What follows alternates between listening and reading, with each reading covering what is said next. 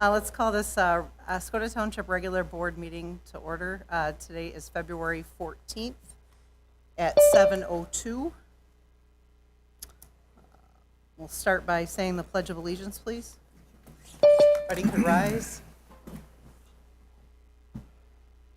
Pledge allegiance to the flag of the United States of America and to the republic for which it stands, one nation, under God, indivisible, with liberty and justice for all. All right. Roll call, please, Josh. Mr. Cummings? Here. Ms. McGuire? Here. Mr. Spencer? Here. Mr. Palmer? Here. Mr. Sutton here. Mr. Wushtabarth? Present. Ms. Richards? Here. Okay. Do we have any, I know we have one, but do we have any other agenda additions? That's the one that you emailed out? I have a change. Okay. I would like to remove other item number 1. I spoke with the attorney regarding this item today, and she has given me some alternative resources to be proactive with administrative items. So I'd like to remove that, please. Okay, so remove other number 1, which is superintendent, request to create yearly projects advisory committee, and then Josh, you wanted to add, what was the subject? This The is park the plan? municipal underwriters insurance. Okay, so you want to put that under other? Yes, under other number 6. Okay. I'm sorry, Michigan what? Municipal underwriters of West Michigan. Munis- The insurance and payment.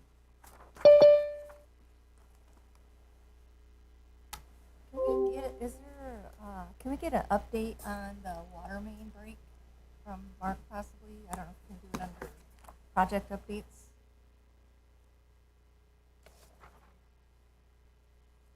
The public have had several phone calls today.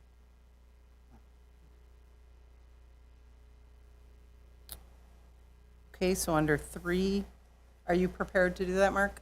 Okay. Under subcommittee reports?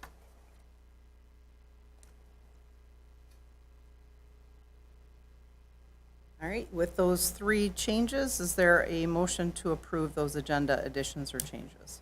So moved. Support. So motion by Mr. Spencer, support by Ms. McGuire. Roll call, please. Mr. Spencer? Yes. Mr. Cummings? Yes. Ms. McGuire? Yes. Mr. Wushtabarth? Yes. Mr. Palmer? Yes. Mr. Sutton, yes. Ms. Richards? Yes, motion carried. Moving on to public comment, we have 2 public comment sections on the agenda. The first one is for items that are on the agenda. So again, those are items that are on the agenda, and then we have a second public comment at the end of the meeting. Tammy, do we have any comment cards for the first public comment? Yes, I have Jen Kirsch from Oscoda. Okay. Jen? Hi,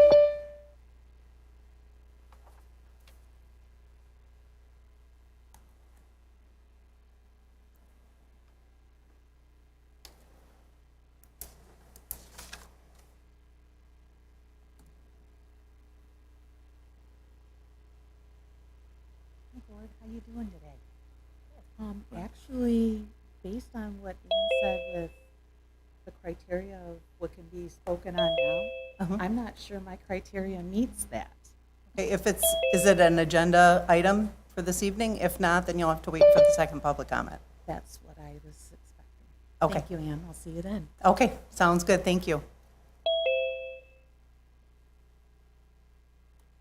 Okay, that was the only public comment card. Is there anybody in the audience that has a comment for an agenda item this evening? Start with the audience. I think last time I started on the far right, so this time I'll start on the far left. Anybody for public comment for, again, an agenda item? Anybody in the middle? Nope. Anybody on the far right? Nope. Okay, moving on then to the audience. We have some Zoom callers in. Is there anybody that, on the Zoom that has a comment for, again, an agenda item? You'd use the raise hand feature.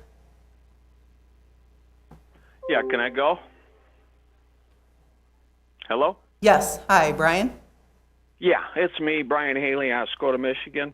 Yeah, I did want to talk briefly, hopefully, for 4, I guess 3 and 2. 4, let's see, create a subcommittee for possibly a new township hall. And I think when you guys first took over with the new board, we had a brief discussion. Now, going back to 2018 and looking through everything, we never did a structural needs assessment of the current township hall. And going back to that time frame, I had some serious discussions with Mr. Schaefer, and we could never pin that down. When it was first proposed, this thing in 2018, I guess you'll be working from that agreement you had. At that time, I'm not knocking any of that because the board's always in charge. But the first step in that agreement, part of the first step was do a structural needs assessment on all of our buildings. Boy, that got my attention because, I know our buildings, a lot of them, not all of them. And I'm no builder, and I don't BS. But the thing of it is within 2 weeks, if you look at the record, there's some background music, or noise up. If you look at the record, within 2 weeks, we did not. We dismissed all of the structural needs assessment they were talking about, which was over the top. All of them.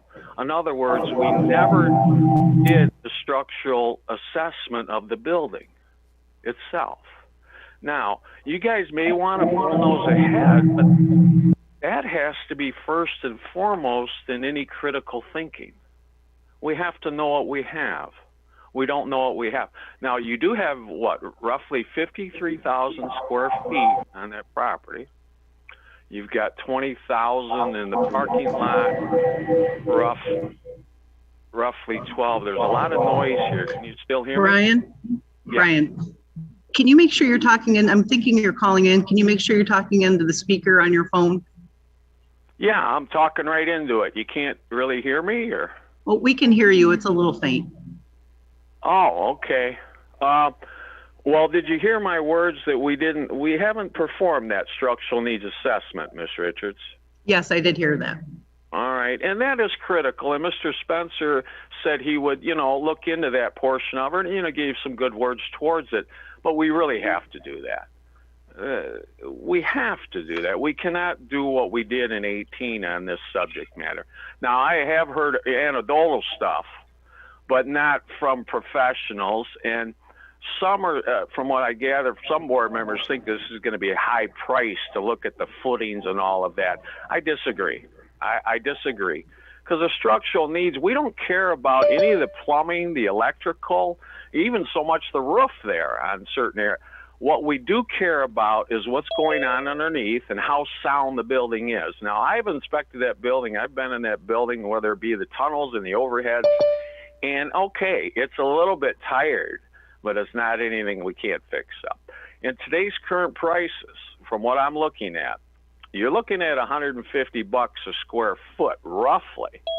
When Asabo put up their new hall, looks real nice. They were at about $140 per square foot. Now, that's turnkey.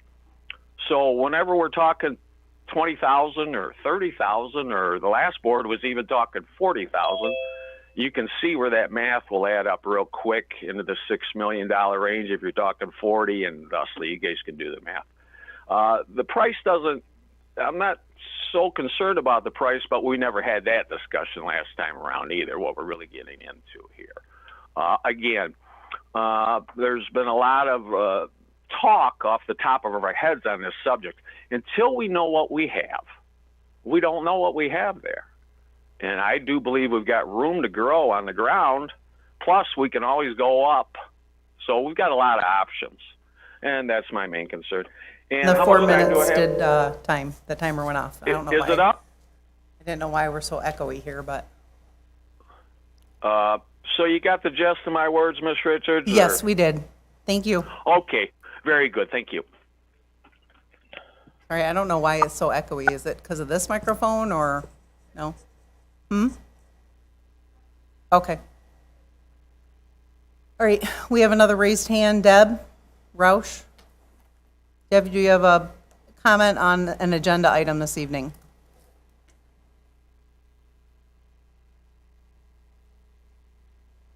Deb, you should be able to Hello? unmute. Yes, Hello?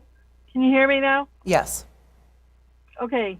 On the agenda, you guys were going to discuss having the Zoom meetings continue or not. I'd like to say something about that. At the end of the meeting on January 10th, and you said that you would continue to be as transparent as possible by continuing to have Zoom available now that we're in person. Then at the end of the meeting on 124, two of the trustees, I believe Mr. Westerbarth and Mr. Palmer, stated that they wanted to discuss discontinuing using the Zoom meetings, which allow people to participate remotely. Ms. Richards agreed that we should discuss that because she was never really in favor of it. The board voted for and approved to pay MICTV a good sum of money. I believe it was around $1,000 per meeting to record the meetings and operate the Zoom portion of the meeting. So essentially, we've already paid for this service. It's a service that allows people who, for whatever reason, cannot physically attend the meetings. It may be a transportation issue. It may be a young parent that has a child care issue. It may be someone that is caring for an old elderly person and that's not able to be left alone. It could be an elderly person themselves that doesn't want to drive and get out especially in our harsh winters, to attend the meetings in the middle of the winter. Could be a person that lives in the outer edges of Oscoda because Oscoda is a very large township, or it may just be that they are part-time residents that live out of state or go south in the winter. It could also be a resident serving our country in the military that is still a resident of Oscoda but is stationed somewhere else. Whatever the reason is, it's very disappointing that the board would even consider stopping the technology that we have available and have paid for to allow people to participate remotely. The taxpayers were promised Zoom when you voted to pay $1,000 per meeting. You guys discussed how the theater would be better for Zoom, and that was one of the reasons you chose to continue to do the meetings at the theater. Now that you've committed to it and spent the money on equipment, I believe we bought several cameras. Don't remember exactly the price, but I know that was part of the issue. You want to back out of it just so that, in my opinion, you guys could exclude people from the meeting. The size of the theater was mentioned as an excuse also to stop the Zoom meetings. That's a very lame excuse. You don't rent a big building and then try to force people to attend by cutting off Zoom because you rented it, especially when you could have continued doing your meetings in the library. The board should be pleased that people want to participate. This board should welcome participation. This board should do everything in its power to allow taxpayers to participate. The only reason I can logically think that you do not want people participating via Zoom is because you do not want transparency. You do not want to be challenged, and you do not want the participation. You want to rule in secrecy.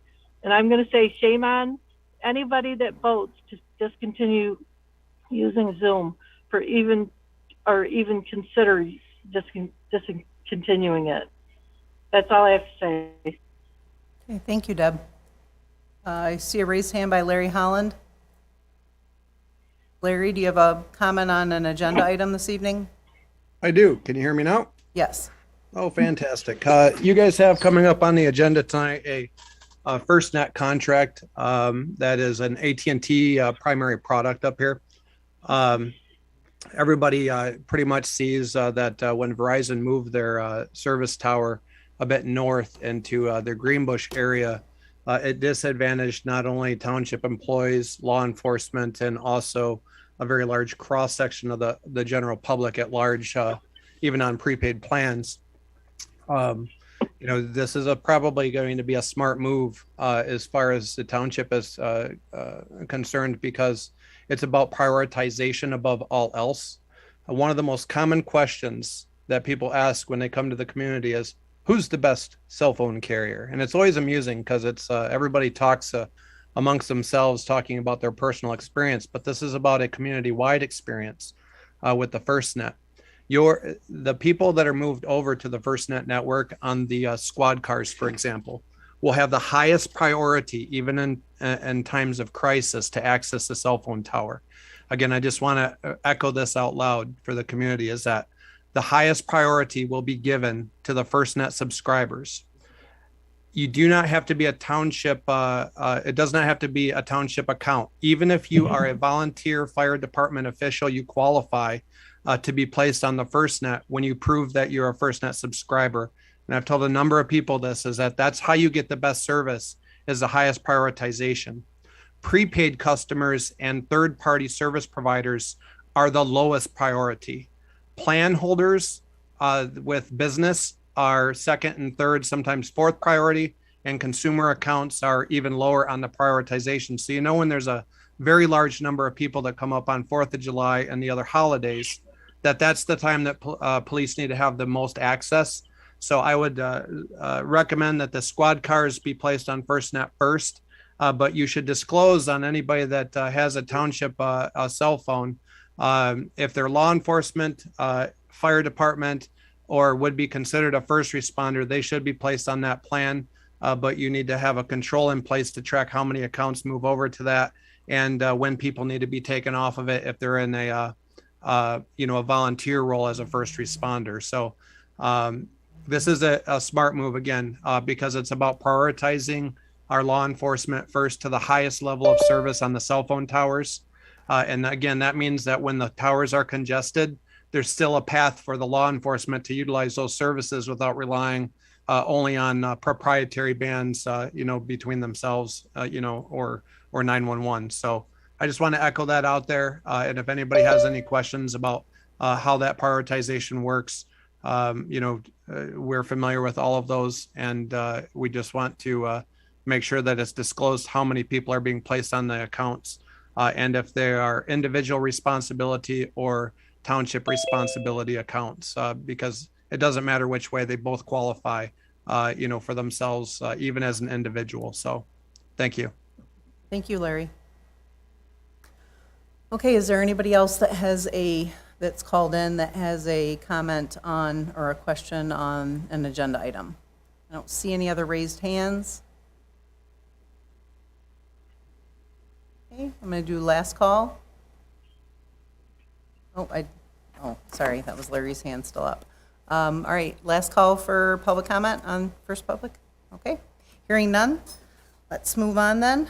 We have the consent agenda. Under the consent agenda, we have the regular meeting minutes from January 24th. Does anybody have any questions on those? All right, we have under finance, we have payment of bills. We have prepaids from February 1st in the amount of $33,641.39. Any questions on those? Yeah, Chairman, I had a couple of comments on that. Okay. On page 13 of the packet, on page 13 and page 18 of the packet, there's a payment for the Pawnee Janitorial service.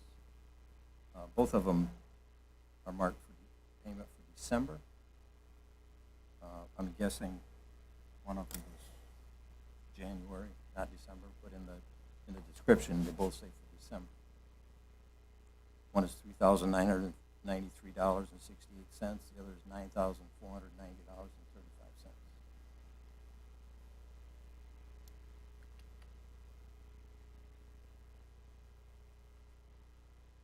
I think Josh is looking at it.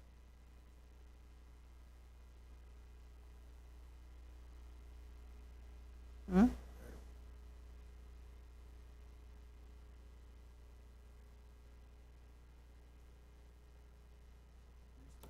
Pawnee Janitorial Services for $9,490. Yes, for December. That was log 1-6. Said the other one was page 18. Yeah, on page 18, has the same thing. Different amount.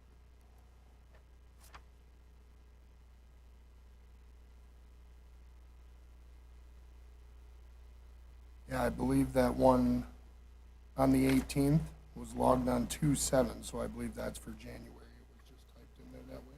So one is for December, one's for Yeah, January. they're a month apart on those ones. Okay. So Josh, the one that's on 1/6, you're gonna wanna check to make sure that was posted back in December, right? Yes. Save ourselves an audit entry. The other comment I had, and I spoke with Mr. Sutton about this, you'll notice in some of the items under the invoice line description, it just has a number. All of them are for Asabo hardware, and he did send out the invoice, sent all the board members a copy of the invoices so we could track those down. But typically, when we're reviewing the payment of bills, we need to have some sort of a description of what it is we're paying. As you can see in most of the things, there's a brief description, either it's light bulbs or emergency lighting or whatever the case may be. In this case, it was just a number, and so that doesn't give us information as to what it is we're approving. So I think Mr. Sutton's going to work on this and have something different by next time. But I do appreciate him sending out the invoices so we could actually look at them and see what those things were for. So those are my only comments. Okay. Were there anything under the prepaid run for February 2nd in the amount of $725.78? Anything under check run for February 15th? $13,645.39. Okay, and then we had the check report for February 8th. Could you explain what that is? Absolutely. What that is when people don't cash their checks, and we tried to contact them, and we'll reissue if they're like, oh, I forgot or lost it, or I don't know where it is, or we try to reissue and send it to them again, or if we can't contact, we try to find out a current address through the police department. We'll try to mail it to somewhere else, but if we can't make any contact with that person, then that property is unclaimed, and there's an escheat process that goes to the state of Michigan, or in this case, it goes to the state of Minnesota because the main business was located in Minnesota, so I had to escheat that money to them. Okay, that's where I was confused when I had due to the state of Michigan and due to the state of Minnesota and Michigan. Yes. Okay, thank you. You're welcome. Okay, and then we also have the cemetery. Oh, I'm sorry. Excuse me, Ann, can I have an interruption? So I'm getting a message from someone who is on Zoom and saying that there's only audio and no video. Just a message there for the sound booth and production guys up there. Sadly, we're larger there, so I don't know. We definitely got audio. Yeah, I don't know. Definitely have audio. So just so you guys know, I guess no audio on Zoom. We're here, No video, it's or only no audio. video, I'm sorry. That's right, that's We're right. here. Okay, so cemetery revenue payment for 2021 to Asabo Township. Any questions on that? I'm just glad to see that we're doing it annually like we should. In the past, we've had to pay 3 or 4 years where it's been missed. So this is good to keep it Yep. updated. I took that over, and I got my own little notes for the beginning of the year to get it done. Good, good. Okay, well, that summarizes the consent agenda. Is there a motion to approve? I move that we approve the consent agenda. Support. There's a motion by Mr. Cummings and support by Mr. Spencer to approve the consent agenda. Roll call, please. Mr. Worsterbarth? Yes. Ms. McGuire? Yes. Mr. Cummings? Yes. Mr. Sutton, yes. Mr. Spencer? Yes. Mr. Palmer? Yes. Ms. Richards? Yes. Moving on in the agenda, we have subcommittee reports and project updates. The first on is the 911 board update. I serve as the representative from the township for the 911. Jeremy is the alternate on that. So far, I've been able to attend all the meetings, so he hasn't had to step in. But I just wanted to bring just a couple things back to update the board and the community. Basically, and this wasn't actually a 911 decision, but per a recommendation of the EMS subcommittee, the MMR contract is being canceled by the county management, or by the county. The management will then be taken over by the county, and this is scheduled to occur in March. So we've always owned the ambulances, but it was actually run by MMR, and they are going to be terminating that and taking the management in-house. Why? It was a recommendation by the EMS subcommittee. They've been discussing it for years. Right, I think it was based- actually something Mr. Weed wanted to occur. Yep, So, that's right. So it's all for all of those reasons previously stated at, yeah, Jamie, and the subcommittee, the new county controller took a look at things, and they so just after decided. all those years, they finally said, wow, he was right, huh? I wouldn't go quite that far on everything, but. Not on everything, but- there were some agreements, yes. And then also, that's going to be occurring in March, and then Ray Brunning will be the new EMS manager. Mike Eller is going to be also, as well as being the 911 director, he will also be the director of emergency services. Okay, and then also just to let you know, the GIS project is currently in the process of verifying and updating phases. I was made aware that Danny Gallagher has been actually checking a lot of the addresses and verifying those. This is all per the county, the GIS thing, so they're pinpointing and making sure everything's actually correct. And that verification has to return back to the county by February 17th. So we're looking pretty good on that. The whole county is assigning different people to do that. Also to let everybody know that the 800 megahertz pager update, apparently everybody is now on board with that. Oscoda Township did make the move last year to get our 800 megahertz a year in advance. It sounds like beginning February 15th, the EMS will be receiving their alerts over the new pagers instead of on the radio. So just some updates I want to let you know on. Any questions? Okay. Moving on then, we have our Economic Improvement Director report. I think I see Todd in the audience. Okay.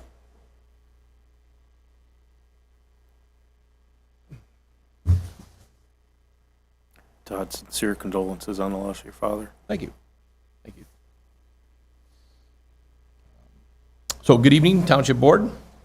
Just a few updates for you. We've determined that the annual meeting of the Boards of Boards will be March 16th, 6 p.m. Unless I'm told otherwise, we will have it here so that we'll have room for plenty of attendance.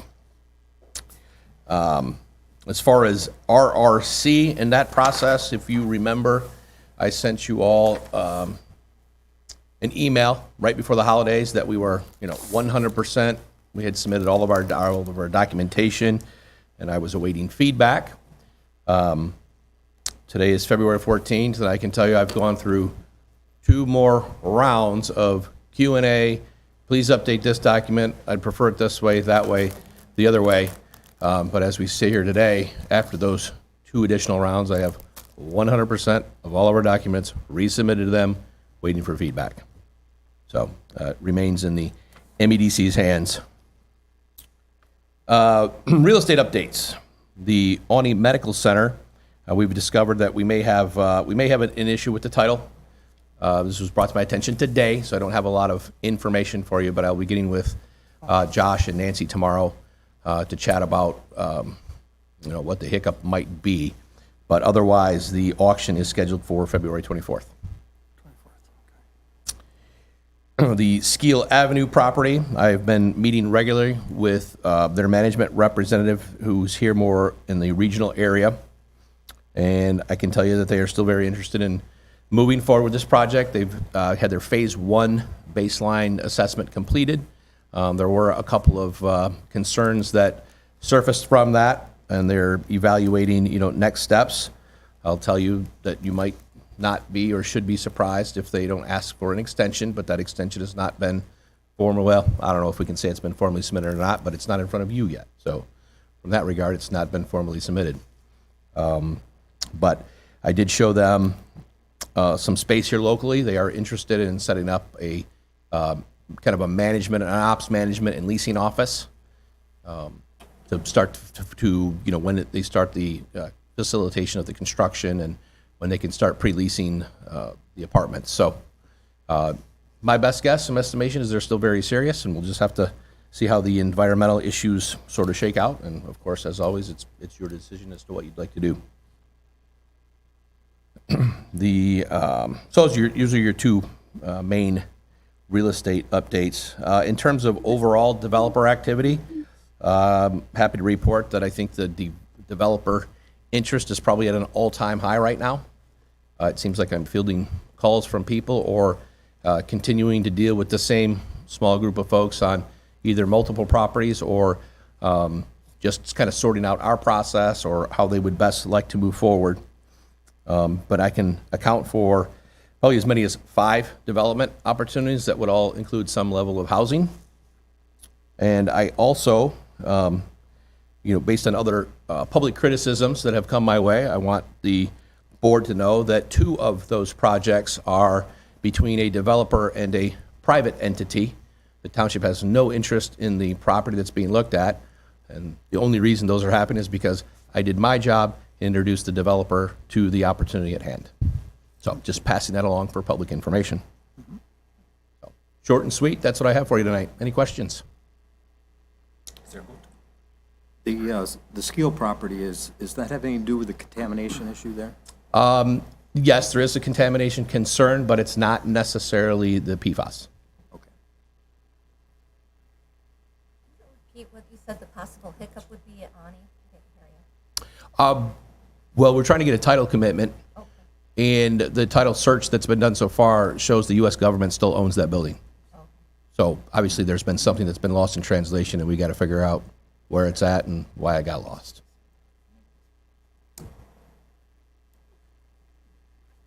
Did you say you had several?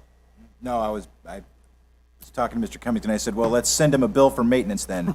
Oh. I was making a joke, sorry. Oh, okay, I'm sorry. I thought you said something. All right. Any other questions for Todd? All right. Thanks, All right. Todd. Keep up Thanks, the great Todd. work. Yep, thanks. Thanks, Todd. Thank you. All right, and I guess we're putting you on the spot, Mark, if you could come up to the podium.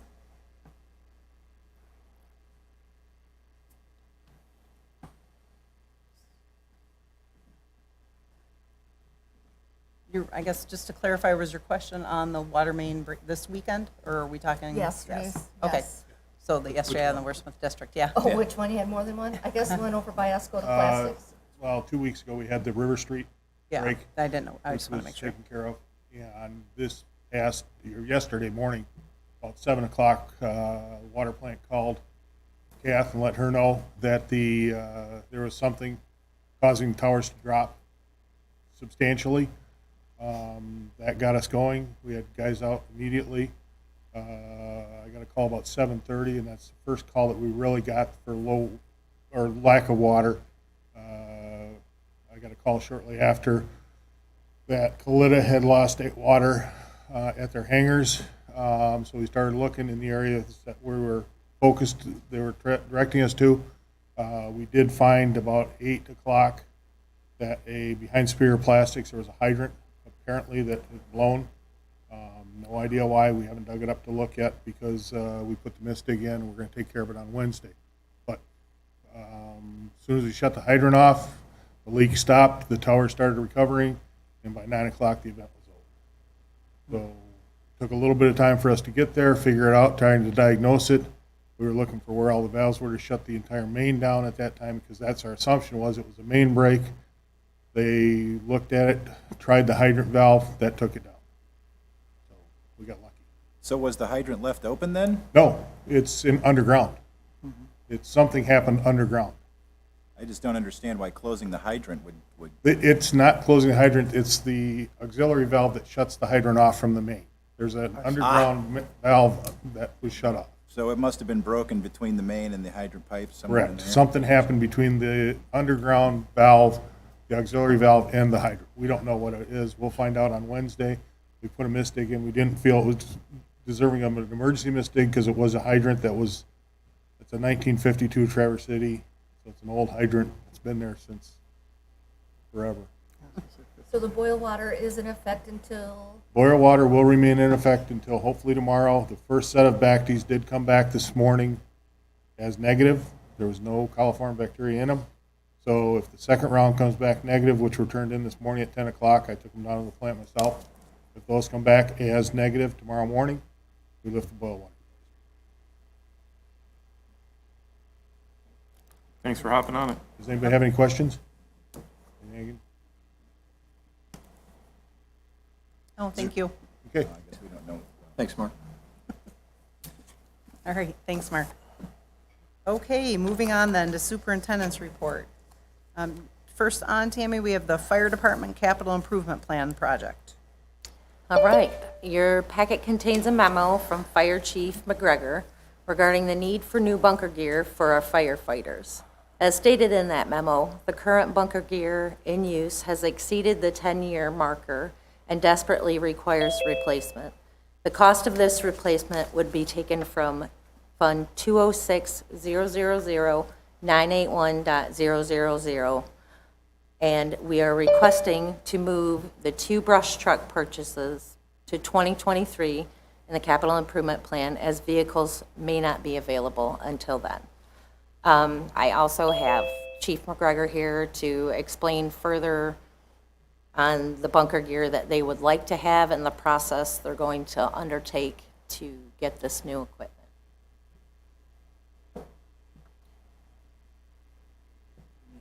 Evening. Good evening. Hi, Chief. This project actually began probably over 2 years ago, because we were seeing the bunker gear was getting to the expiration date. I got a hold, it kind of came out through capital improvement. We were trying to plug it into the millage and put it into a year where we could do it easily. But at the time, the supervisor back then pretty much says we don't want to order any more bunker gear until we can get stuff that's PFAS-free. It's hard to imagine, but fire gear is made out of PFAS, a lot of PFAS, actually. So we kind of tabled that. We didn't want to spend a bunch of money on bunker gear that still has PFAS in it when they're developing new gear now that is not. So this year, they finally come out with a bunker gear that they advertise as PFAS-free. So that project is really important to us. Most of the bunker gear is 10 years old. Gets a lot of wear, gets a lot of washing. We got our own commercial washer at the fire station because the gear gets pretty bad. So it gets washed a lot, it gets used a lot. So 10 years is kind of like the shelf life on bunker gear. It doesn't give you the vapor effect anymore. It doesn't give you the flame retardant anymore. It starts breaking down. So now we have bunker gear out there that's PFAS free, and we really need to push the project forward at this point. And the reason I started so early into the year is because in talking to the vendors, most of them say there's a 5 to 6 months turnaround on this because the way industry is right now. And then there's a big process. Of course, we got to put it all on the bids. The winning bidder would then have to come in and actually tailor fit.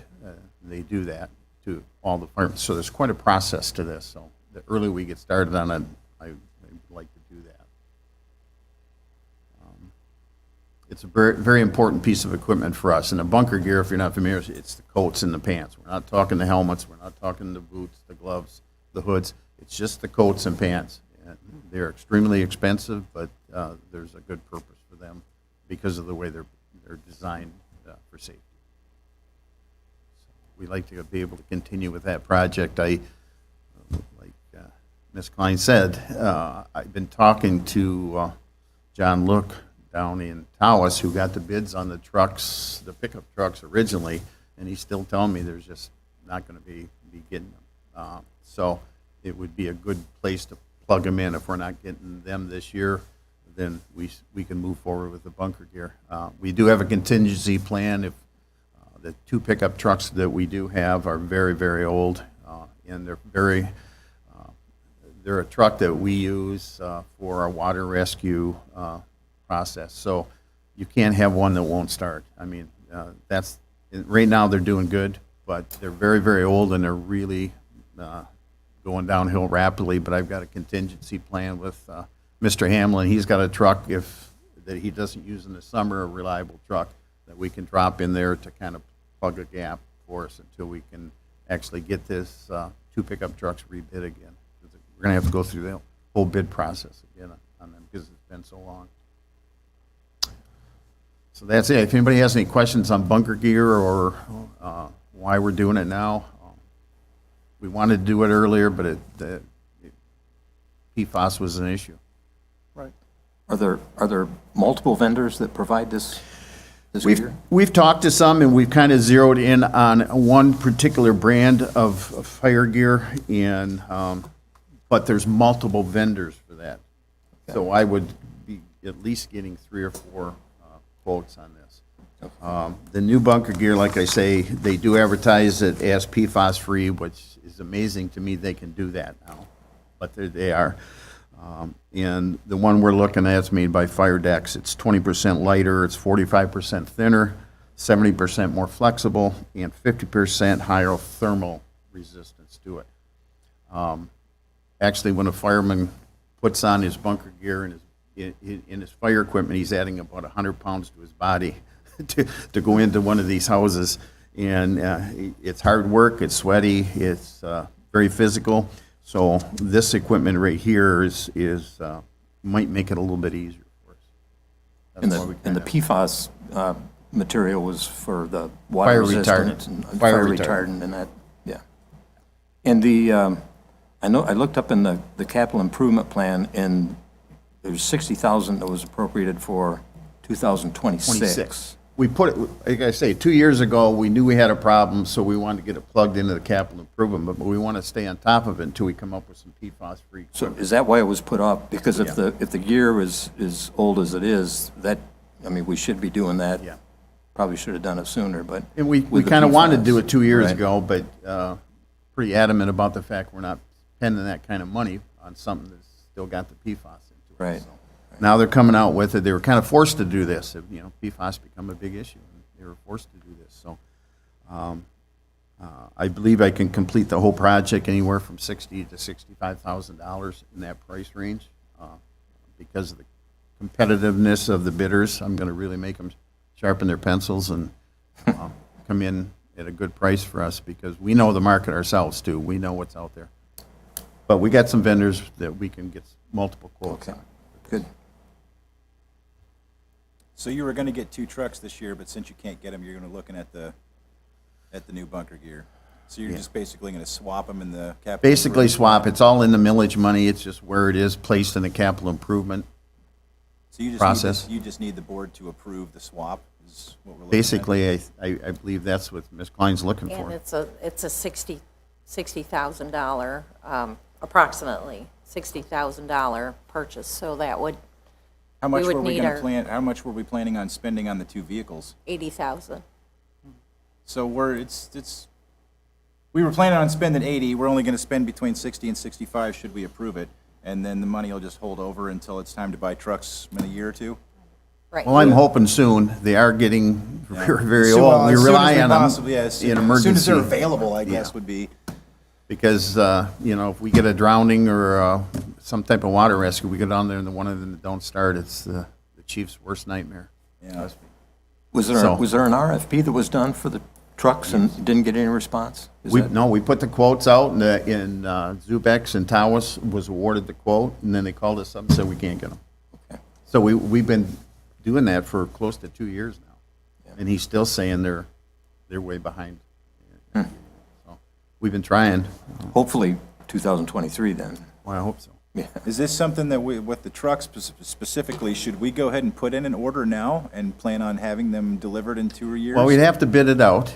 We'd have to competitively bid it. I've got all the specs on it that we bid out last time. But what they may tell you now is they won't bid it because they can't get it. I don't know. I could look into that if somebody would want me to. I have no problem with that. But they may tell us that. But I don't know if they'll accept an opportunity to quote anything now the way the market is. Fair enough. So we're not necessarily swapping because the clothing wasn't until 2026. 26. So really, you're going to want to do the vehicle purchase ideally in 2023. Yeah. Okay, so we'll have to make an adjustment in the 2023, which we can do that. But for next year. Okay.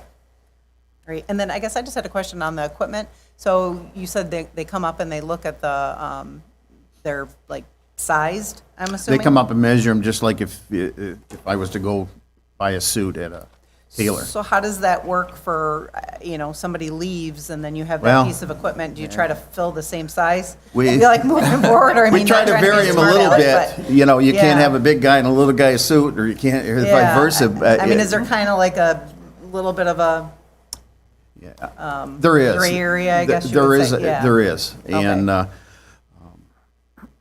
don't know how you get around that, though. Right, okay, You just, know, just wondering. If you have stuff that doesn't fit you properly, it just fits Right, you it would be twice as unsafe. bad. Yeah, I would think that. Okay. Any other questions for?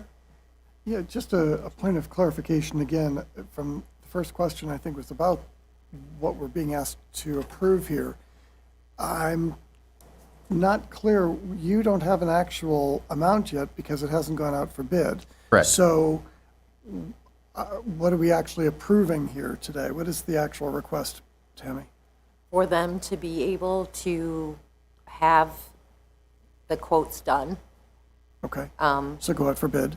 Yes, to approximately 60,000, correct? Well, Or it 60, may be 65. more than that. I'm thinking 60 to 65. And when that's done, then I can bring it back to the board. Right. To Well, we show. could even just tonight, just say instead of earmarking it for trucks. Right. we'll Not to earmark it for exceed bunker. $80,000 Yeah. type We'll say thing. the original amount that's in the CIP, and then we can come back. I mean, would that work, Tim? I mean, Yeah, because no, basically it it's does, just yeah. changing the purchase. Exactly, what it's earmarked for. Right. Okay, Yep. good. Well, then, I would move that we approve the fire chief's ability to go and begin the bidding process for bunker gear, a replacement for the firefighters. And I don't think we need to have an amount, but we can just, with available funds from 206-000-981-000 from the capital improvement plan, where it was previously allocated for trucks. Support. Okay, there's a motion by Mr. Cummings and support by Ms. McGuire. Roll call, please. Mr. Palmer? Yes. Mr. Wusterbarth? Yes. Ms. McGuire? Yes. Mr. Cummings? Yes. Mr. Sutton, yes. Mr. Spencer? Yes. Ms. Richards? Yes, motion carried. Thank you for coming in and explaining. Thank you for your continual support of the Thank fire you. department. Believe me. It doesn't go unnoticed. Thank you for the job you All the guys do. guys. Yep. Okay, moving on to the row engineering invoices. I think Rick's on the line as well. I think I saw him. He is, just in Okay. case you have questions. Your packet contains the remaining 4 invoices from Row Engineering for year 2021 for the Township Board's approval. These invoices need to be paid by the following listed accounts. So all 4 invoices, 3 of which come from the DWRF checking and the CWSRF checking. Okay, are there any questions? I have one question on this. On a couple of the invoices, it shows outstanding invoices. I believe there's 7 of them altogether. I went back and checked. All of these invoice numbers were approved at our December 13th meeting. So I'm just curious, and I believe they've been paid. I think Ms. McGuire sent out a copy of the checking account showing these were paid, so I don't know what the dispute is here, but according to my records, they were approved by the board back in December, and I believe the copies of the Rick Well- picked them up. checking account. Well, I yeah. mean, it could be just the fact, Bill, that these were issued on December 16th. I mean, these invoices are from December 16th, so they're referencing, So that, yeah. that could well be. So, I mean, there's probably just a lapse. I mean, it's now February. Melinda and I went through every invoice because Rick had also sent an email with those invoices listed, and we reviewed every single one, and they've all been paid, Okay. Okay. minus Yeah. these 4 here. But, right, I mean, my guess would be just part of it was this invoice was given or issued by the company in December 16th. So at that time, we probably didn't pay them. Right. Yeah. Okay. Great. Any other questions? Again, Rick's on the line if we have any questions. Yeah, just to clarify, we have been paid in full, so. Kind of, sort of sounds like Rick. Yeah. What was that, Rick? I just wanted to say that we have, on all those past invoices, been paid in full. Okay. I think he said that they've all been paid. So Okay. I would make a motion to approve paying the row invoices 101-297 in the amount of $22,097.50. Invoice 101-298 in the amount of $6,317.50. And invoice 101-295 in the amount of $23,065.50 to be paid from the DWRF checking account. Support. There's a motion by Mr. Palmer and support by Ms. McGuire for those 3 invoices. Roll call, please. Mr. Spencer, Yes. Mr. Palmer, Yes. Mr. Wushbarth, Yes. Ms. McGuire, Yes. Mr. Cummings, Yes. Mr. Sutton, yes, Ms. Richards. Yes, motion carried. I'll make a motion that we approve invoice number 101-301 for $16,140 to be paid from the CWSRF account. Support. There's a motion by Ms. McGuire, support by Mr. Palmer for 101-301 invoice. Roll call, please. Ms. McGuire, Yes. Mr. Wushbarth, Yes. Mr. Palmer, Yes. Mr. Sutton, yes, Mr. Spencer, Yes. Mr. Cummings, Yes. Ms. Richards. Yes, motion carried. All right, moving on to the Parks Truck RFP request. All right, your packet contains a memo from the Parks and Recreation Director, Al Apsidis, for a Parks plow truck purchase as designated in the capital improvement plan for 2022. I would ask that the board approve the Parks and Rec Director's request to go out for RFP for a new Parks plow truck. Now, I understand that vehicles are, especially trucks right now, are in short supply, but if we don't try, then he would like to go a different route. So my request is that we attempt an RFP for, and the RFP that's in your packet is our typical, what we would use for DPW trucks. I was going to say, why do we need cruise control and air conditioning in a plow truck? Yeah, it's just, it's standard what we Gets would sweaty when you request. You can't order without it. So, Can't? I'm just checking. That could be. well, nowadays, the more options, the less options you have, the more the truck costs. Like, if you want your own manual window, that will cost you more money. Crazy. Right. Yes, all crazy. So- It's backwards.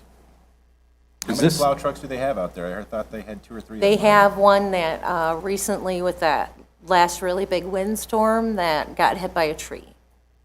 It just took the mirror off and, you know, Oh, mirror's gone. We need a new truck immediately. it is fairly old. It's a hand-me-down from DPW, so.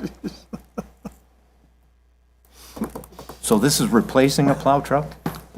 Yes. They plow one. Because I see in the proposal, they want a new plow, a V-plow. Yes. So we would be trading in the old truck and the plow? Yes. Okay. The existing plow isn't what they want? Is that the, It's fairly broken down. okay, all right. At least from the picture that Josh and I both saw, for the insurance damage to the truck. It's fairly rusty and beat up, so. Let's see. Okay. Well, I would move to allow Al to go out for bid for the specifications on the document. Support. There's a motion by Mr. Spencer, support by Mr. Sutton. Any further discussion or questions? Okay, hearing none, roll call, please. Mr. Palmer, Yes. Mr. Sutton, yes, Mr. Wushbarth, Yes. Ms. McGuire, Yes. Mr. Spencer, Yes. Mr. Cummings, Yeah, excuse me, yes. Ms. Richards. Yes, motion carried. Next on is wireless service provider contract change request, FirstNet. Okay. Your packet contains a proposal from FirstNet through AT&T. The police department has recently had the opportunity to test out a cell phone and MDT device provided through FirstNet to increase coverage for our emergency vehicles. You'll find in your information a chart with comparisons between our current Verizon coverage and FirstNet for your information. I have asked Officer Alexander to come and explain his data so you can understand the gist of his graph. Was it as awesome as they said it's supposed to be?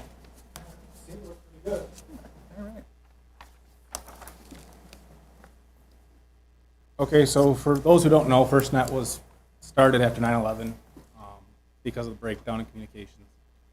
So we have Verizon right now. Whoever has Verizon knows in the summertime it doesn't work. So our cars now with the MDTs rely solely on internet connection to do everything. Our lane access, our tickets, our GPS, everything's all through the antenna on the roof of our car. So we switched to FirstNet for about a week on a test device. They gave us a HPUE.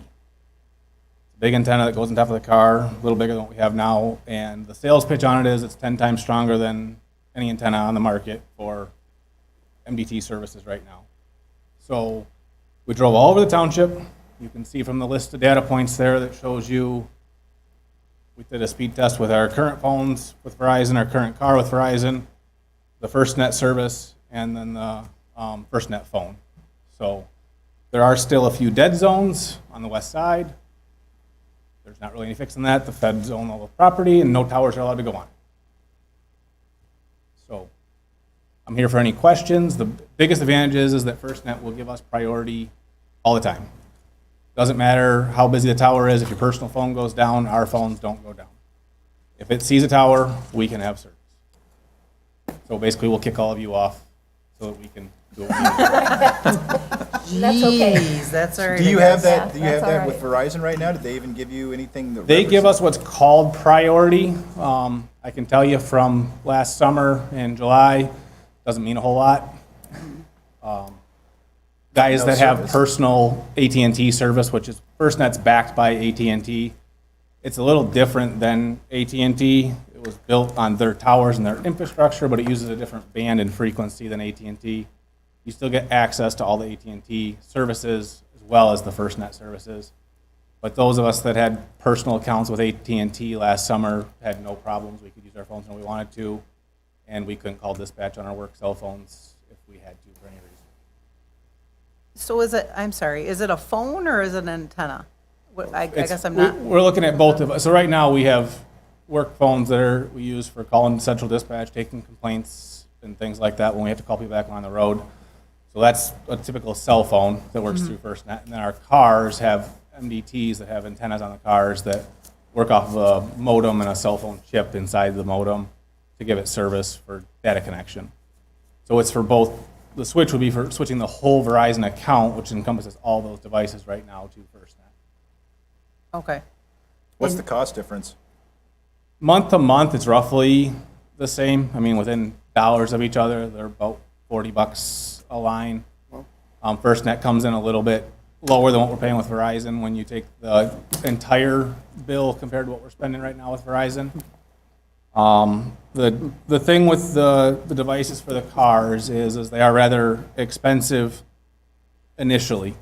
If you look in the packet, I couldn't tell you what page it's on, but there's a bill on there for an 46. invoice for $7,000. 45, page 45. A little over $7,000.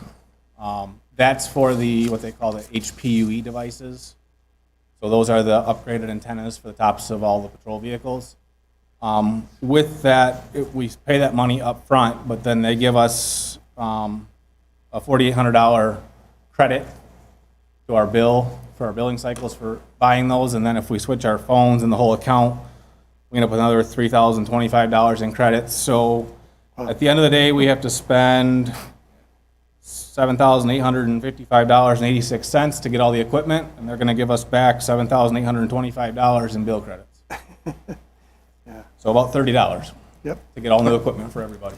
Sounds like a deal. Yeah. I move to approve the change to FirstNet post haste. I just had another question, if you don't mind. At your leisure. Okay, there's no cancellation fees with, I mean, do we have anything with Verizon that we're gonna get nailed for canceling? With government cell phone accounts, there shouldn't be any cancellation fees on anything. Okay, Greg, are there other police authorities or anybody that has this already? When I was going through the stuff with FirstNet and doing the testing and stuff like that and meeting with them, Alcona had like half of their stuff on FirstNet and half of it was still with Verizon. They had not gone to the upgraded antennas yet for their cars. They are now testing one after we did ours. But the cell phone covers they were getting off of their FirstNet cell phones, they were happy with. Iosco County's in the process of now switching after we met with them. They just had a meeting with the county last week, 2 weeks ago, something like that. They're going to be switching. So FirstNet, to not get too technical on it, but FirstNet works off of band 14, AT&T works off of band 12. Our towers right now have not been upgraded to band 14. They are all slated to get upgraded in the next 2 years. Band 12 gets 4 or 5 miles from the tower. Band 14 gets, they say, 14 to 15 miles from the tower. So our coverage is going to dramatically increase once they activate band 14, and that band is only accessible to FirstNet devices. It's not being tied up by any AT&T devices at all. So it should only get better as time goes on, and they're pushing the expansion for the tower upgrades with 5G and everything coming in. They want to get everything upgraded. So we saw better coverage with the testing data, especially where the majority of our population is. I mean, we obviously have a huge township. We spend a fair amount of time on the west side in the summertime, but let's face it, the bulk of our time is spent east of Footsite. I mean, that's just where our population density is at, so that's where our call volume is at. And in that area, we had our super service, basically. I mean, we had better speeds than we're getting inside our building with fiber at times. So. and then I just had another question. For the antennas, I mean, do they just, like a magnetic, or they have to like physically be mounted on? So our current, they mount the same way our current ones do. It's about a 3/4 inch hole roughly. It gets drilled in the top of the car, and there's a nut on the bottom that basically they'll replace what's currently there. They're just a little bit bigger version of what's there and has a higher output, higher gain.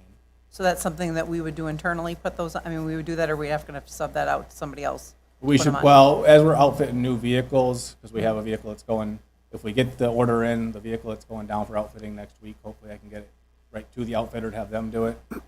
And then, as long as I can con DPW into pulling some headliners down, we'll get the wiring and stuff done. Okay, that's, I guess, where I was going, or wondering. Okay. I'll support Mr. your Richards, I motion. support the motion on the floor. Oh, I need to amend it. I apologize. I need to put an expenditure cap of 8K on there. So that should give you plenty of leeway to, I can work with that. okay. Support. Okay, so there's a motion by Mr. Spencer and support by Mr. Westerbarth for the FirstNet request, an amount not to exceed $8,000. Roll call, please. Mr. Cummings? Yes. Mr. Palmer? Yes. Mr. Sutton, yes. Mr. Worcesterbart? Yes. Ms. McGuire? Yes. Mr. Spencer? Yes. Ms. Richards? Yes. Thank you. And Thanks, thank you Greg. for your detailed explanation.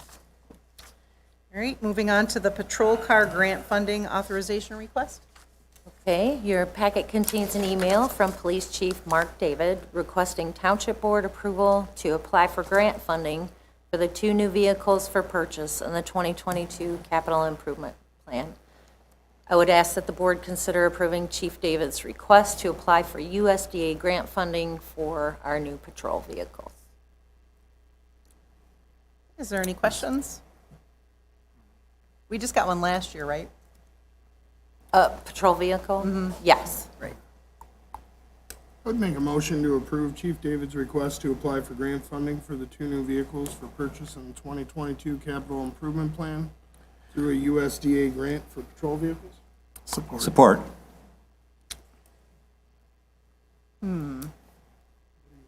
I know, that was kind of a, there's a motion by Mr. Sutton. I don't know, it's kind of a tie. Either one of you have a preference? Mr. Cummings or Mr. Palmer?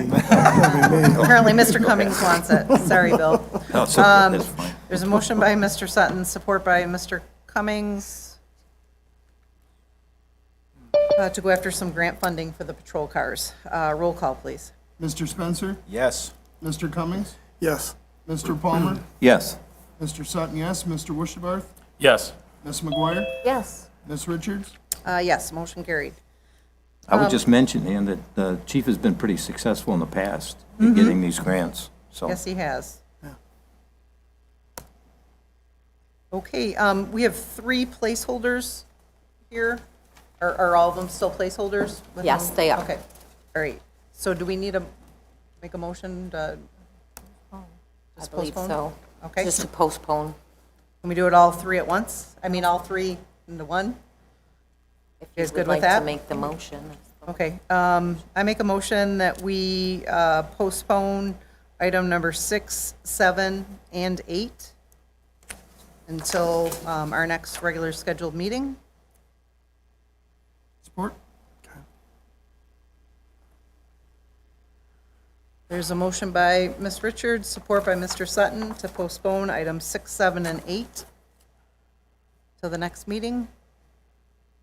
Did I say supported by Sutton? I don't remember what I said or not. Yep. You have Okay, it. all right, roll call then. Mr. Cummings? Yes. Ms. McGuire? Yes. Mr. Spencer? Yes. Mr. Palmer? Yes. Mr. Sutton, yes. Mr. Wishbarth? Yes. Ms. Richards? Yes, motion carried. Okay, moving on to postal meter services agreement. Okay, Josh, do you want to speak to this since there's only one proposal now? Yes, I did send out an updated email today, as I did have 2 people looking at doing this. We had our renewal with Pitney Bowes, and then Quadient had prepared a proposal for us, but due to our location, they cannot offer service, so cannot uphold that proposal. So I'm just asking for board approval on the renewal with Pitney Bowes. Bummer. Josh, are we going to get a new meter for that? Yes, I talked to Phil today, and we're gonna get a new meter, and then he's gonna set us up with the invoicing. Okay. So when you guys gotta run those large stacks of bills, we'll just be invoiced, instead of having to load the postage up front. Yes, What about our area made us unserviceable? north of Midland Saginaw, same thing you get with everything, they don't send text there, so we've been the only one up here, so. Oh, boy. Might be something that changes in the future. Pitney Bowes does the same thing, they just sub it out. Okay. Yep. So do you need a motion then Yes, sir. to approve the Pitney Bowes contract? Basically the Yes. same thing? I would move to approve the Pitney Bowes renewal. Support. Okay, there's a motion by Mr. Spencer, support by Mr. Cummings to approve the Pitney Bowes renewal. I have a question. Okay. In the packet, there's an IRS Form 8038GC that has Pitney Bowes on it. I have no idea what that is for. What are you looking at on there, Bill? This one.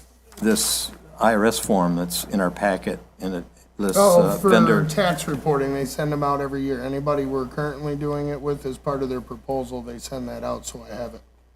And that has Pitney Bowes. Yes, Okay. So that would continue. yes. That would be they're the only one offering us service. But originally, this was in the packet for Quadient.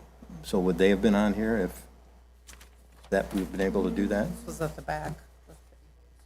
Oh, I think that was supposed to be with Pitney Bowes, and it ended up with Quadient. That was right behind Pitney It Bowes. says Was Pitney it? Bowes on Oh, It's got okay. Pitney Bowes agreement. Yep. We had Yeah. both of them in there. Yeah, but this was in the packet when we were considering the other place. it. It's listed as Pitney Bowes. I see that. So that'll work with what we're doing. It wouldn't have worked with what we were planning on doing. Okay, thank you. Any further discussion? Roll call then. Mr. Palmer? Yes. Mr. Wishbarth? Yes. Ms. McGuire? Yes. Mr. Cummings? Yes. Mr. Sutton, yes. Mr. Spencer? Yes. Ms. Richards? Yes, motion carried. Moving on to the resolution section. Tonight we have Resolution 2022-03, designation of depositories. This is the annual thing that we have to do for designation of where we're putting our money. So I updated if the name changes. That's basically what happened this time. TCF switched to Huntington Bank, so we haven't deposited any new money with any new entities at this point. So requesting that we approve the designations. Is there any questions for Jamie? And the two new checking accounts, the CWRF and DW, are with Huron Community Bank. both Huron? Yes.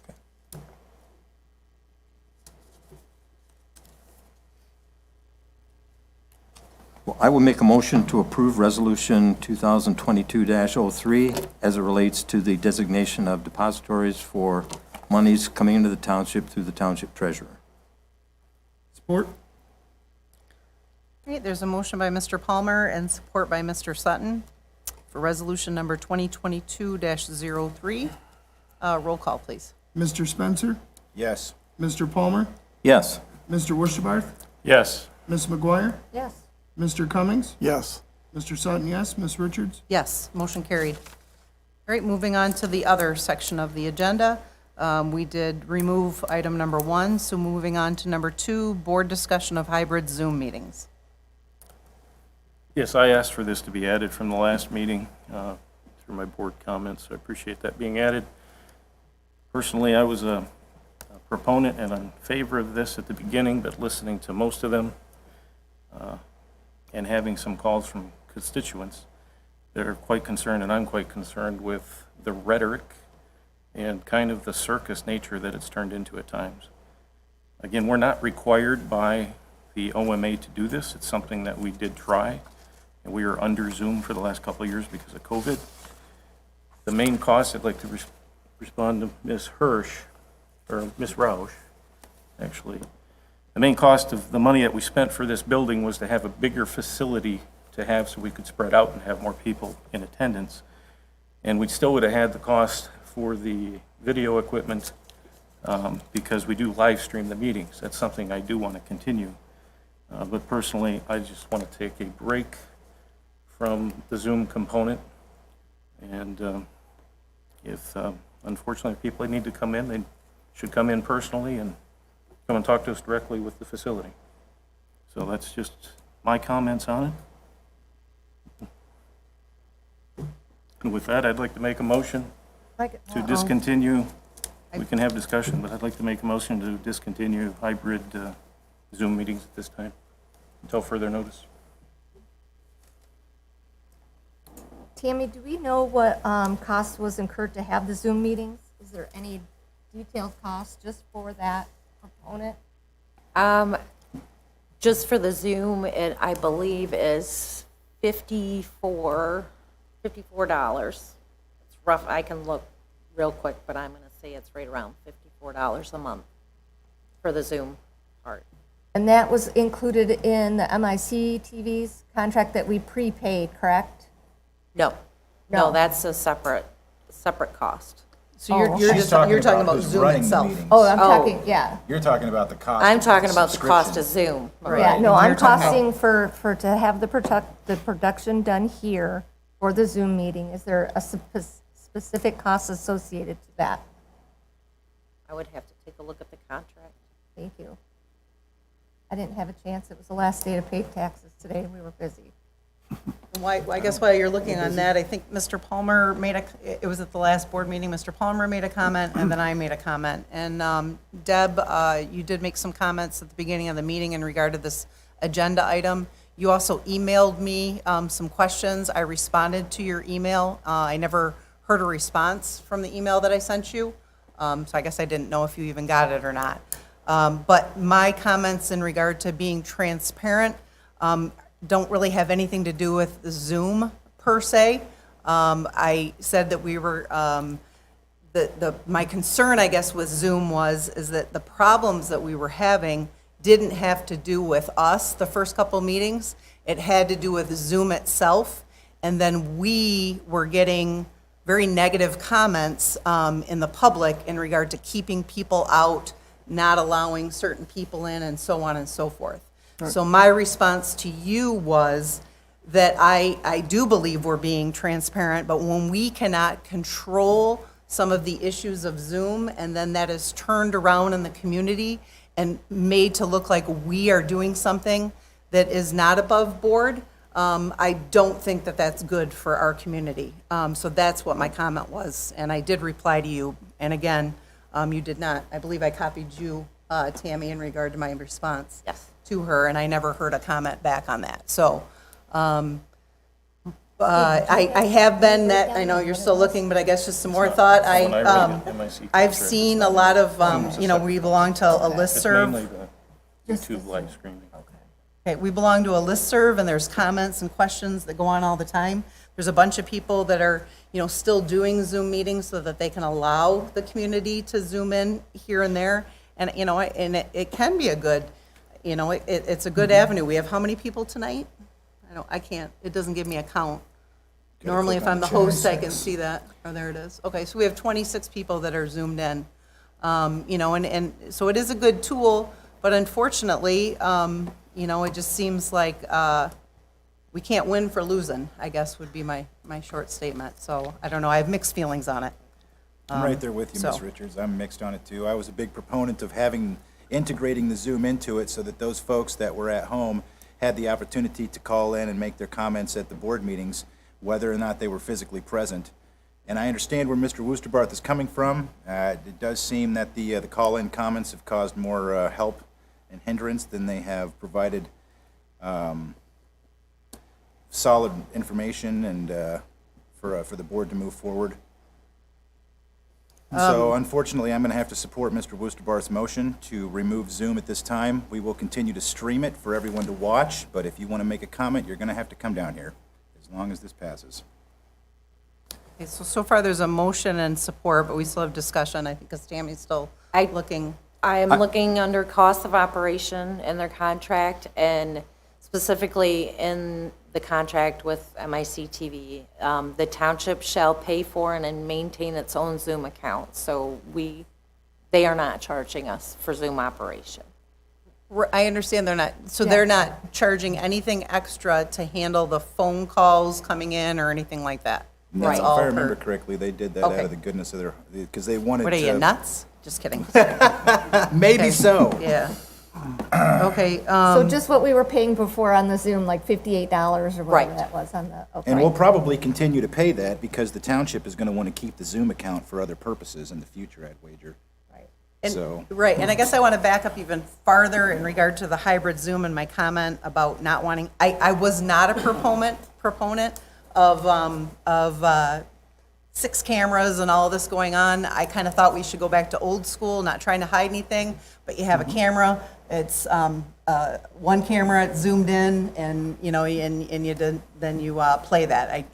I wasn't I think who was on the committee? You and both of you. I mean, you can speak and, you guys we can't go backwards, we got to keep the we got to have the production and the 5 cameras, and I was kind of wanting to go back to, just old school of the AdCom days where we had The camera pointing at the ceiling? The camera pointed at the ceiling, and we were just being recorded. But it actually then, it did, it was then available for the public. So my thought was to just, kind of, my dad has a motto, the KISS motto, it's keep it simple, stupid. He used to tell me that a lot growing up, and that's kind of where I was going with that, but. Well, it looks like you're going to get part of your wish and dump in the Zoom today. Yeah, so anyways, we have a motion from Mr. Westerbarth, support from Mr. Spencer, to eliminate the Zoom component of the hybrid meetings. Any further discussion before we go to a vote? Yeah, I would like to take a quick comment. Okay. Yeah, I just wanted to say that I believe strongly in the opportunity, if you want to say that something good could possibly come of COVID, that we've had this opportunity to diversify our ability to get our meetings out into the public. Prior to this, we've only been able to do live meetings and stream them on YouTube and offer them for replay. But what I really have liked is the ability for people to be able to Zoom in. I like it. I'm sorry that there are people that are hanging on to some negativity and whatever they feel that they think they've seen, but I believe that it has been a strong positive in our experience, and I believe it's been positive. I use these tools for video calls. It is my life. I'm on video calls almost all day. That is what I do for a living when I'm doing my technical project management. And I don't have the issues that we started out with the first couple meetings, and those were unfortunate, but they have not been at all the common experience. And for those couple experiences, I feel sad that people are holding on to those. I would love us to be able to stay with Zoom, and I think that it does offer up some of the other opportunities for people to participate in our meetings, people who do want to come in and can't drive or whatever. There were a number of options mentioned earlier. I get it, but to the point made earlier, it's really unfortunate if we're going to be crucified for something which we can't control and damned for being anything but transparent. I think that's really just not only is it hurtful, it's a rather conspiracy theory and completely wrong. I don't support that. Thank you. Any other comment? I just got to say that I wasn't a super fan of trying the Zoom and the back in-house meetings, but to be honest, I think that the Zoom has brought, like echoing Tim's sympathy, things that he's saying, of being able to have people have another avenue to be here for whatever reason. So I hate that we've had a rough start with it and we're going to kick it to the curb already. I honestly have a really hard time hearing the people on Zoom. I don't know if we would ever be able to get that fixed, but I would hate to see it go. Well, I guess since everybody has commented, I'll put my 2 cents worth in, and I think, a lot of people that I've talked to in general from the pandemic want to get back to life as normal. That's seems to be the driving factor for everybody. Let's get back to normal, where we were pre-pandemic. Pre-pandemic, we've been holding township board meetings for decades in a public forum where people can come and participate in the meetings.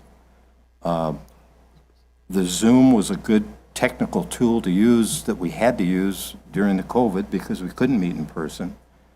But we've invested money to be able to transmit these meetings to the public to view at home. You can watch along live. I believe, JD, correct me if I'm wrong, but I believe we can still do that. He's shaking his head yes. So that the general public can, participate in these meetings live. And I think it's time to move on. The Zoom has been a good tool to use because we had to, but I think it's time to go back. Let's try and get things back to normal the way they were before this pandemic hit, when people would actually come down to the township board meetings. We have this huge facility to allow that, and here we are. So, thank you.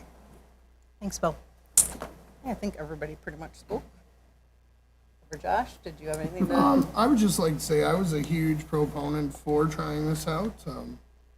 Much like Tim and Jamie discussed, we wanted to have that option for people to dial in. I know that we do have older people. We do get a lot of snow. We have people who go south for the winter. I just kind of put myself in their shoes. Like, I went down to Florida for the winter, but I'm registered to vote, and everything I do is really here. I'm just hiding from the snow. I'd like to be able to get in too. But I know we have talked that they will still have an option to view those meetings. We just won't have that Zoom interaction. And it is unfortunate that, I guess, just the actions of a few made it very difficult for us to push forward with that.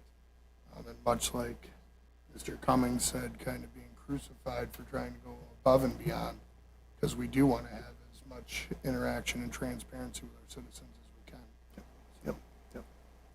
Yep. That is all I have. All right, with that then, I will do a roll call, please. And again, the motion on the table is to eliminate the hybrid Zoom combination. So we will still be live temporarily. It's temporarily, correct? It was until further notice. Yep. Until further notice Oh, I was got it. the, Thank you. Okay. was the motion by Mr. Westerbarth.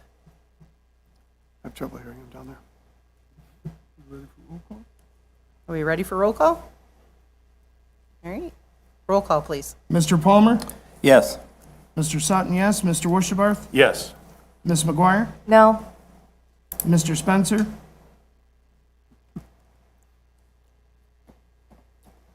Yes.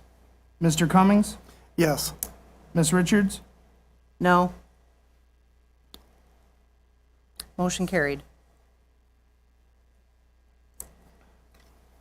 All right, moving on. We have number 3, discussion of harassment, slander, and liable issues of township employees and appointed commissioners. Amy? Again, Ann, I asked for that to be added to the agenda for okay. email that I sent to Tammy. And it's really a discussion point. Actually, I've talked to a few people who would love to get involved in the township, but they're hesitant to just be taken down of their personal reputations with social media, basically. They've looked at everything that's happened here in the last year and a half when we've been on Zoom. And, I've got some concerns. It's the reason that I'm bringing this up. The big thing I have a concern with us as elected officials, it's a different game. We're open to it, but our employees, our contracted employees, and our appointed commissioners, they volunteer, and actually, commissioners get a small stipend. So technically, they're a township employee for a certain period of time.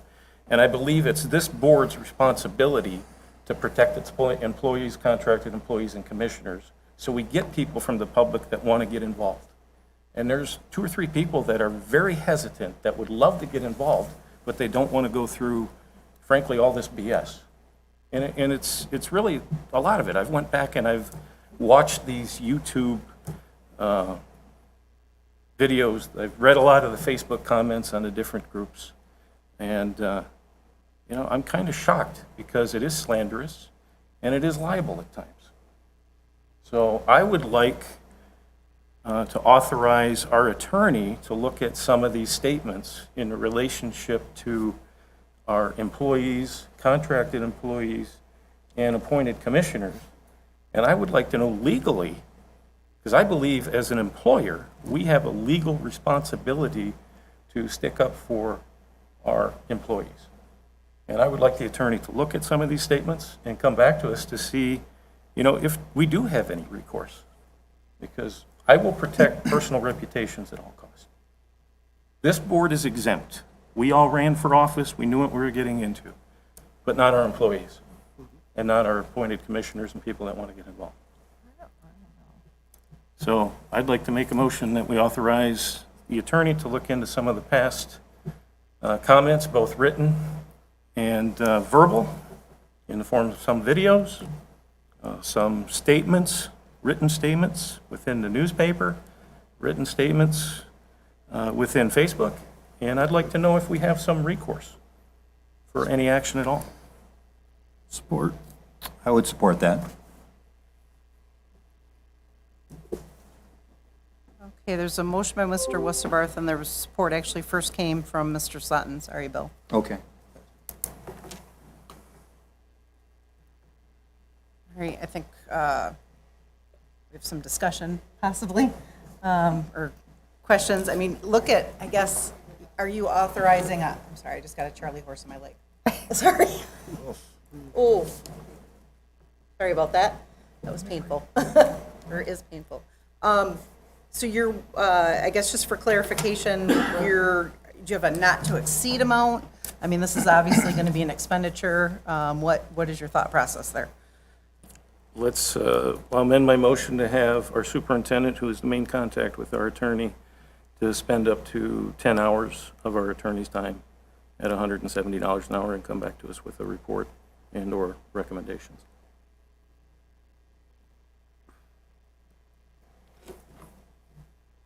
so we haven't spoke to the attorney at all about this? No. No.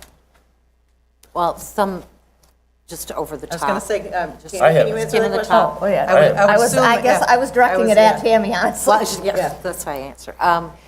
Just skim the top of it without diving in too deeply. She was getting some information together for me for the board regarding Facebook comments, things like that. There are a couple of things that I have to request if I can repeat, but she has checked into it somewhat, but not anything this deep.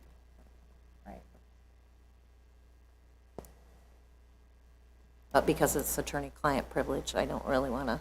Right. Did we have our former attorney look at any of this? Because I believe this don't- situation occurred before. I don't believe we went into it. Okay. with him, no.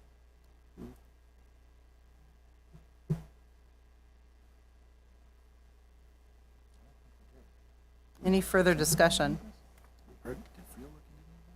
I guess I've Questions? never, I don't think in 20 years have ever had to have this discussion.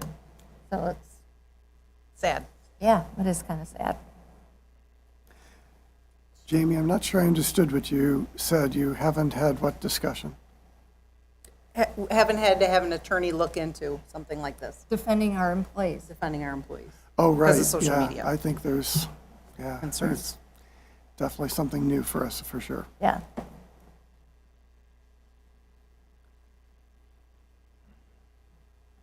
I guess, I don't know, I'll just throw it, I mean, obviously, there's been some concerns by the public that we have, some of our committee members and employees have done inappropriate. So they're saying they're retaliating, I guess. Are we looking at both of those components or just in one Yes, direction? I am actually waiting for a response that also is attorney-client privilege, but when I have that permission, that will be shared with the board as well. Okay, I would appreciate that, thank you.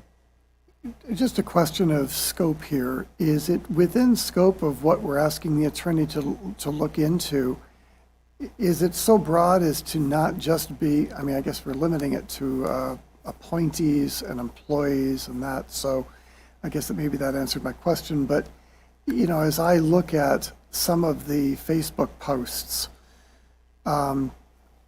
people who have spoken up have been attacked and, you know, wanting to find people's addresses and wanting to retaliate against other people who even just reside in the township. I mean, it's really just been, Disgusting. wow. Yeah, disgusting is a great word. And again, I think it comes from maybe just a few. I don't know. I've not tried to count, but I mean, it just, the isolated comments that I've been shown or I've read have been abhorrent. But I just want to say that I don't think our township attorney can go into trying to figure out what to do about that, but I think it's just, I think it is just that bad. I think it is something I wanted to make a statement about on this topic because it's not too far from the motion and what we're talking about tonight. We're talking about residents now being attacked as well. We can't protect them per se. They're not employees, but it is, I think it's really just disappointing. Well, I think it's disappointing on both sides, to be honest with you. Some of the comments that you're referring to, I, again, see people screenshotting and doing different things, so you got people going back and forth. Yeah. On both sides, you know, and I hate to say sides. I know, I think you, no, well, you know, I mean, I don't mean to say sides, but there seems to be a lot of generalization when people talk anymore in our world. Okay, it's not, I'm not engaging, I'm not saying sides, I'm just saying that there are, I watch all the community sites. Please, you can have your 4 minutes, thank you. I watch the community sites and I do see a lot of people going back and forth in different realms. So I think it's unfortunate on all levels because sadly, as we've discussed before, Facebook is a great tool to get information out, but it is also a soapbox and gives a lot of people a lot of courage. when they're not having a conversation face-to-face.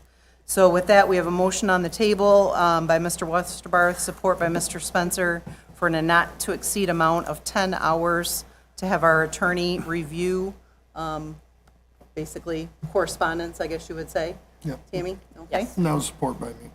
Sutton. And that was specifically on both sides, right? Oh, I wrote Spencer, sorry. On both sides, yes.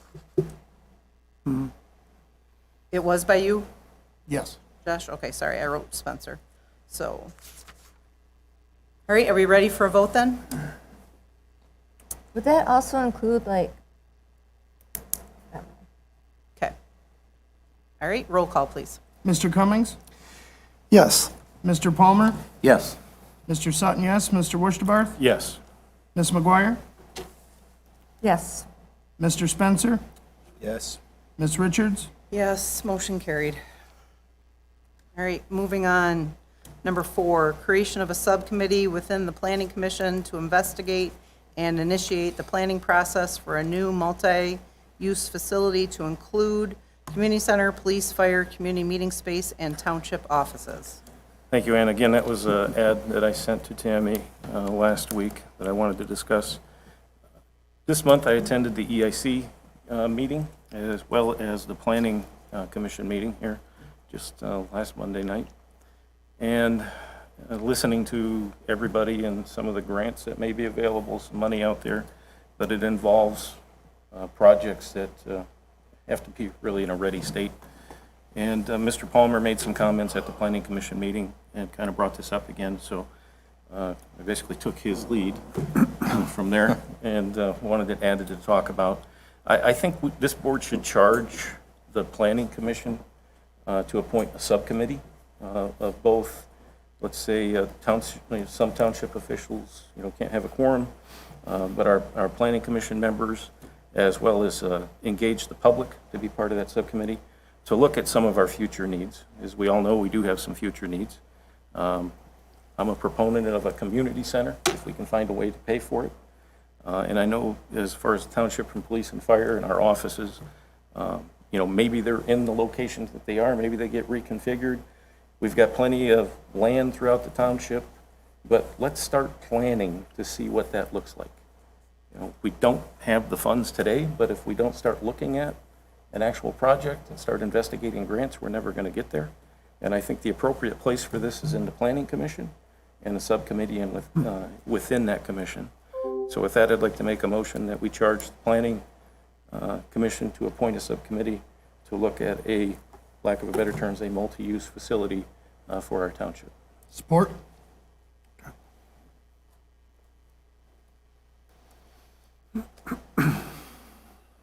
All right, there's a motion by Mr. Westerbarth and support by Mr. Sutton. Like some discussion? I'll go first. Okay. So I know that there's been lots of talk about a multi-use building and different plans have been started. The only problem I see with that is that this board has not sat down and done their goals and objectives for the 4-year term that we have. The last ones were done in 2017, and they went through 2020. So I think that it's kind of putting the cart before the horse a little bit. I think that the goals and objectives need to be reestablished with this board before we sit down and start trying to do that. I agree with Steve that we need to start this process. It's been something that's been going on for decades, where we've talked about it with the fire department or the offices or those type of things. And we do need to get moving on it, but I think that we should follow the actual process first. And I don't really have, I'd like the idea if we're going to do a subcommittee to include some of the board members and the Plan Commission members. I don't have a problem with that, but I think that the goals and objectives needs to be reestablished by this board first. Well, I appreciate the comment, but I think about establishing those goals and objectives if we're canvassing the commissions that we have to help with that. And it's my opinion that these types of projects should be started within that Planning Commission. As they're mainly, them and the EIC are charged with kind of the strategic outlook to give us ideas as a board, and then we can funnel those down and decide what's best to pursue in a time frame. So I appreciate the comments. It's just my take on it. Yep, not a problem. I guess I had a couple comments. I feel that as the elected officials, the people put us in this office for reasons, and I guess I think that we should be sitting down as a board, again with the goals and objectives, looking at things as a whole, and then maybe doing some subcommittees, including the Planning Commission. But I don't see it coming from the Planning Commission, coming to us with I feel like it's a backwards scenario. So I am not in support of this thought process. I'd like to comment that in the conversations that we have had, when we've even involved outside organizations to come in and draw renditions of plans of what things could look like for us, I think that the scope of this topic is so broad that it is difficult for individual board members to have sufficient contribution to actually drive this forward and where we can come up with a cohesive plan. We don't all have the same vision. If we're all sitting here with our imaginations and what we would all want to do, it all doesn't come out looking the same for everyone. And that's why I think for this board, it might not be wrong to have another committee give us some information back so that we can start a dialogue. We can start if you want to talk about transparency, you want to talk about collaboration, we get more people involved in what this thing could look like as opposed to something that comes off as somewhat dictatorial just because we're the voted officials. I don't think we are the experts just because we were voted in. And I don't think we're expert in planning and design. So I would be open to this new approach. I'd agree with Mr. Cummings. We are here to kind of oversee and delegate, and this would be something that should be delegated, and then information returned to the board for decision. Well, I'd like to even say, or collaboration and go back. I mean, let's say, consider some volley here, you know? Absolutely. Just a volley would be fine. And I understand that completely, but it's literally not even mentioned in the goals and objectives from the last board. So I feel like the goals and objectives need to be reviewed, and we can add those things so that we can delegate and include other commissions. That wasn't in the goals and objectives for the last board? I have it right here, and I don't see anything in there for it.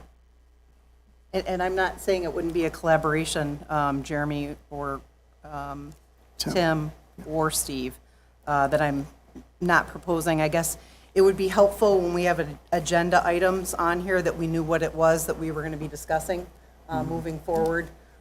If whether it's a board member or whatever else, I feel that we should know what it is that we're going to be discussing besides just a topic.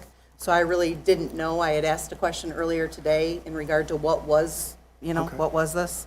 So it'd be helpful for me to get my thought process and to know exactly what it was that was being proposed. So more than just an agenda item. The goals and objectives for the board don't just include this building, this idea for the building. It includes our path, our guidance for the superintendent to do her job. Between the budgeting process and the goals and objectives that we set, then that's her Bible basically to follow to accomplish the things that we want to try to accomplish in the 4 years. Well, we're already a year in, and it's just coming up now? We've had a heck of a year, Jeremy. True. With a That's couple true. superintendents and 3 attorneys. So, Yeah. I mean, it hasn't exactly been, This is a process that we've done every 4 years that we go through. We sit down and go over, it's a strategic planning session, and we sit down and say, this is the goal, and because we go through and we cross things off that we have accomplished. I mean, I think there's things in here about the RRC, and so we're getting close to, taking that off the table, those different things. So you update your goals and objectives, and then that gives you your pathway to work towards to accomplish the things you want to accomplish. But again, they're goals and objectives, and they can be amended as we go. It's a resolution that we can do be- every 4 that- years. That can be amended Yes, if we we sit choose to down. do so. So it's not something that is totally set in stone. Well, it is, it's a resolution. I that we're understand, but supposed to it can follow. be amended at any time if this board so chooses to do. Yeah, That's my absolutely. point. It's not set in stone. Well, yes, It it is at that changes. specific time, but it can be amended.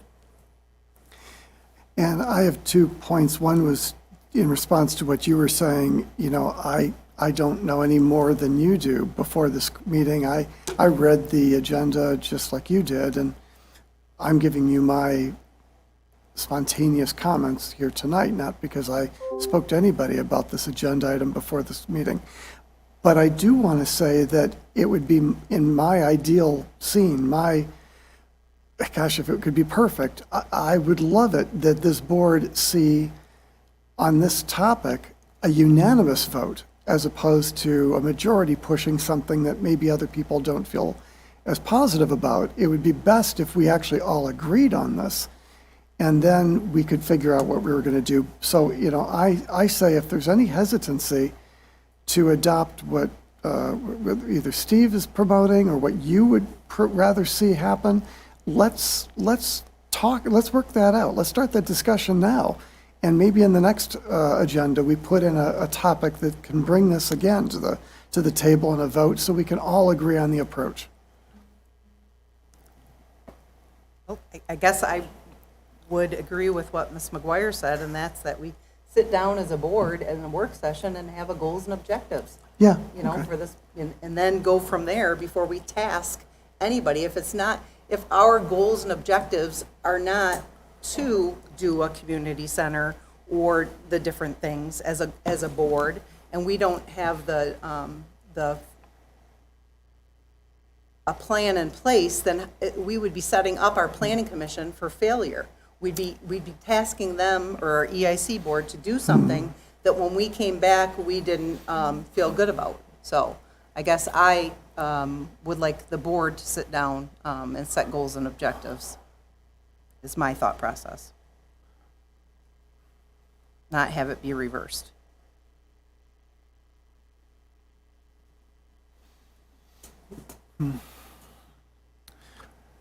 So is there We have a motion and a stomach second on here? the floor. There's a motion by Mr. Westerbarth and support by Mr. Sutton to move ahead with creation of the subcommittee.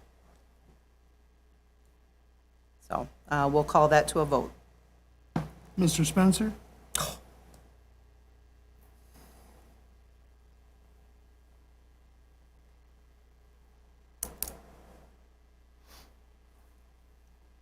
Yes.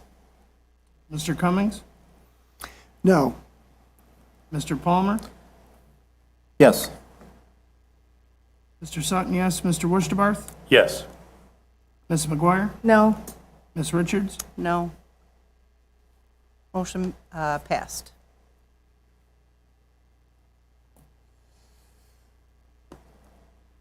Okay, moving on to number 5, Asabo Canoe Marathon Program Ad Request. Tammy?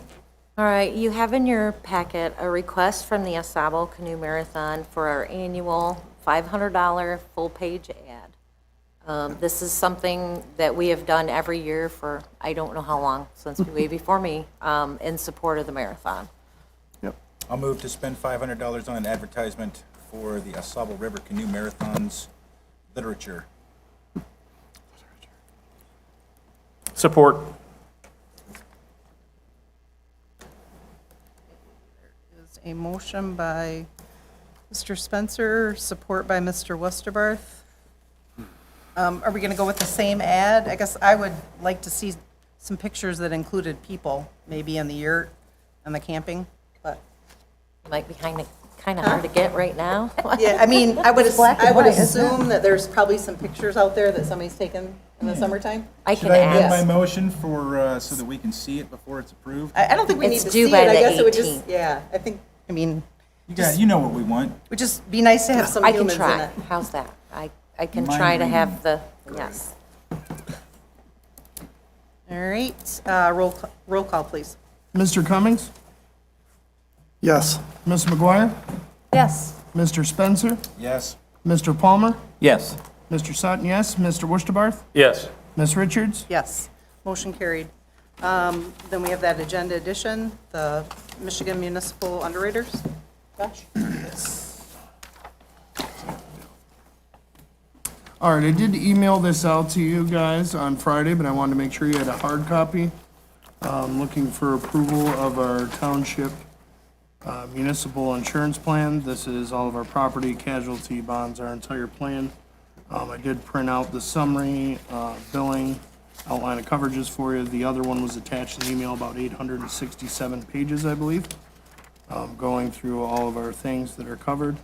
So I am looking for a motion of support for the renewal of our Michigan Underwriters of West Michigan Incorporated Power Plan in the amount of $81,597. How many pages was the document of unsupported instances? Unsupported instances. You said there's an 800-page document detailing what's covered. How long is the paper? How long is the document that details what's covered? Probably doesn't exist, I'd wager. It's pretty lengthy because of everything we have, so it does our liabilities. That's why this one gave you a breakdown of just kind of these, but each one of these is a separate policy. That's why you end up with about 867 pages of insurance policies. Oh, all right. All right. Yep. I'm sorry, did you make a motion when you said that? No, but I will move to approve the $81,597 insurance premium for the Township of Oscoda from Michigan Township Power Plan. The right company? Be the for municipal, that's who does it. Under the Michigan Township Power Plan from Municipal Underwriters of West Michigan. Is there support? I'll support that. There's a motion by Mr. Spencer, support by Mr. Palmer to approve as submitted. Roll call, please. Mr. Spencer? Yes. Mr. Cummings? Yes. Ms. McGuire? Yes. Mr. Wusterbarth? Yes. Mr. Palmer? Yes. Mr. Sutton, yes. Ms. Richards? Yes, motion carried. Okay, moving on to the second public comment of our meeting. This one you do not need to have it does not need to be an agenda item. Were there any comment cards for the second public comment, Tammy? I have two. Okay, yeah, from, One from Ms. Kirsch and one from Nancy's house. okay.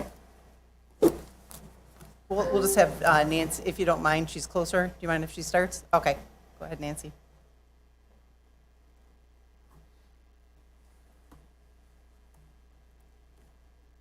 Good evening.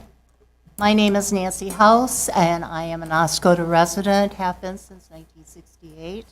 But I'm also here as the director of the Oscoda and Asabo Chamber of Commerce.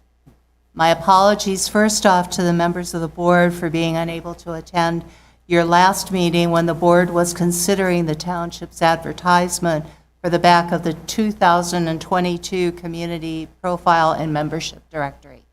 I had every intention of being here, but unfortunately, the good folks at Petoskey at the hospital decided for me that I wasn't going to be here. I was going to stay in Petoskey. Oh, boy. My thanks to the board for the township's ad. The Community Profile Book is one of the Chamber's most powerful tools to promote the townships of Oscoda and Asabo.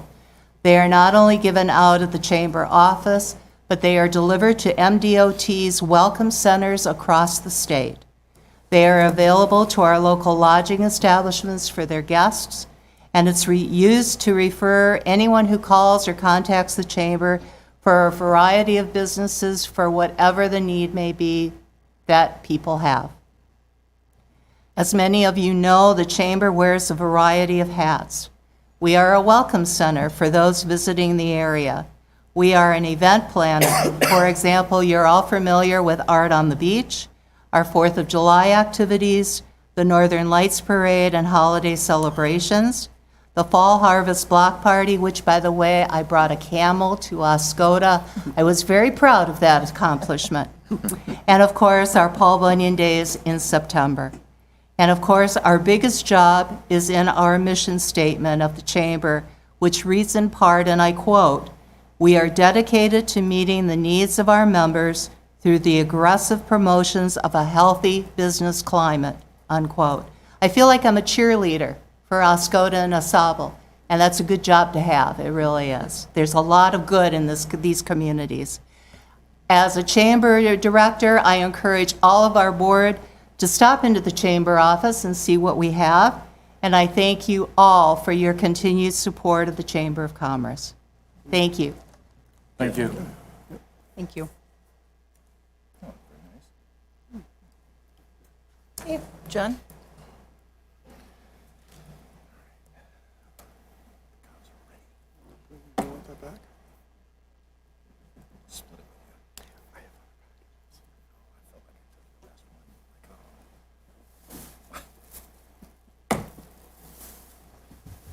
Hi, Board, again.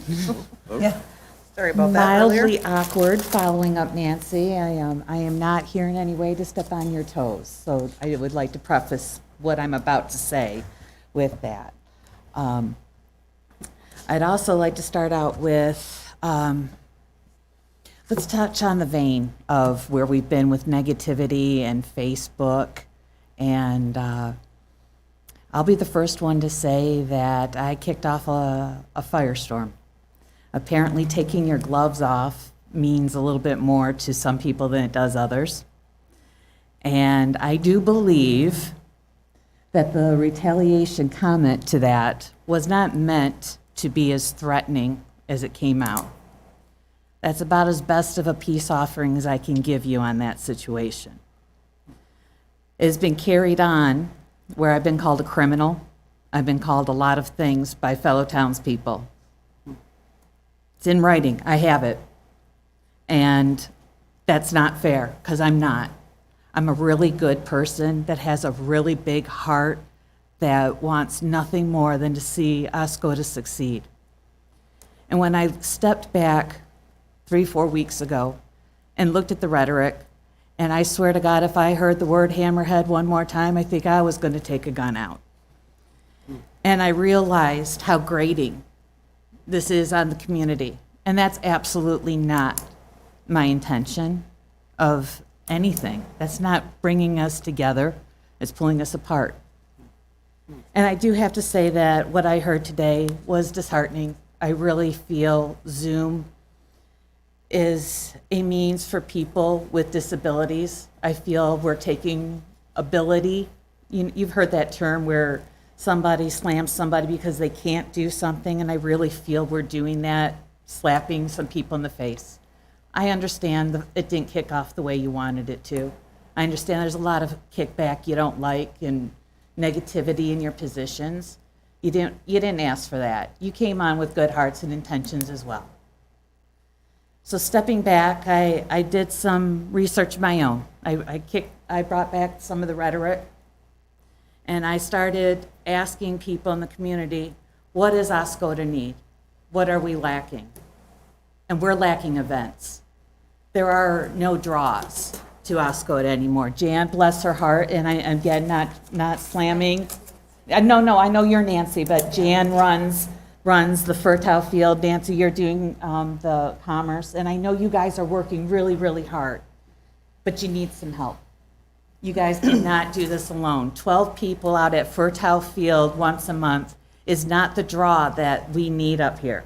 We need our festivals back. We need fairs. We need to get the people excited again about coming to Oscoda. And when you get here, and there's a car show now going on, and we've promoted downstate to these people, bring your cars up.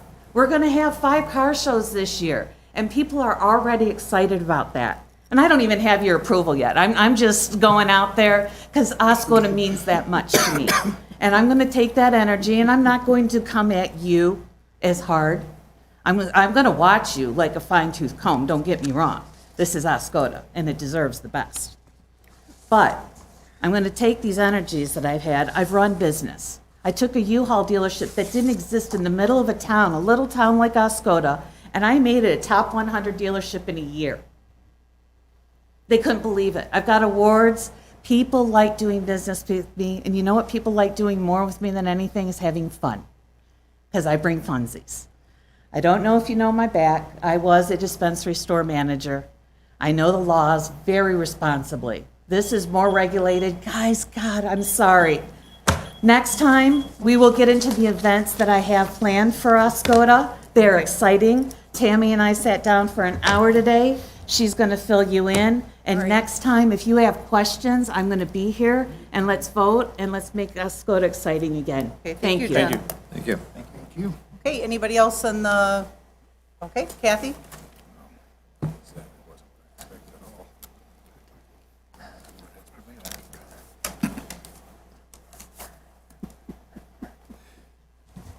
Hi, everybody. Kathy Woosterbarth. I come with some good news. Pretty excited about this.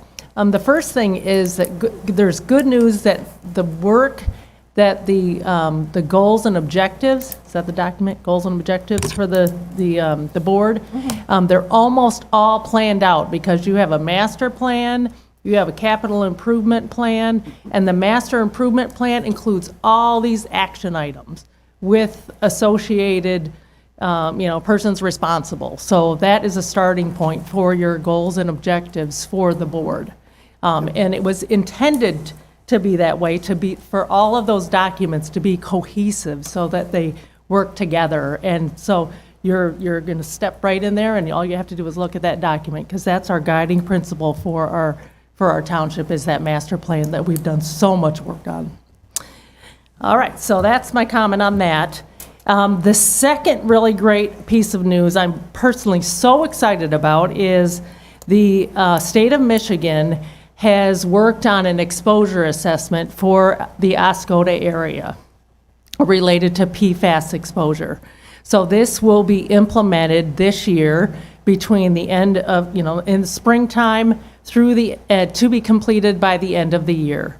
It will be involving a survey questionnaire for exposure and the blood sampling and possible water sampling if it applies to the participants. So that is something that the state of Michigan is going to work on, and we are so we're so lucky to be having this in our community.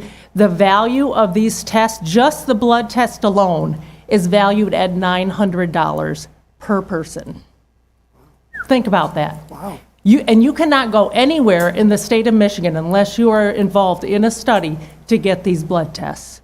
So I want everyone to be talking about this, and please consider participation. If you live in Oscoda, you are exposed to PFAS. That is not necessarily related to consumer products. So please consider being involved in this study.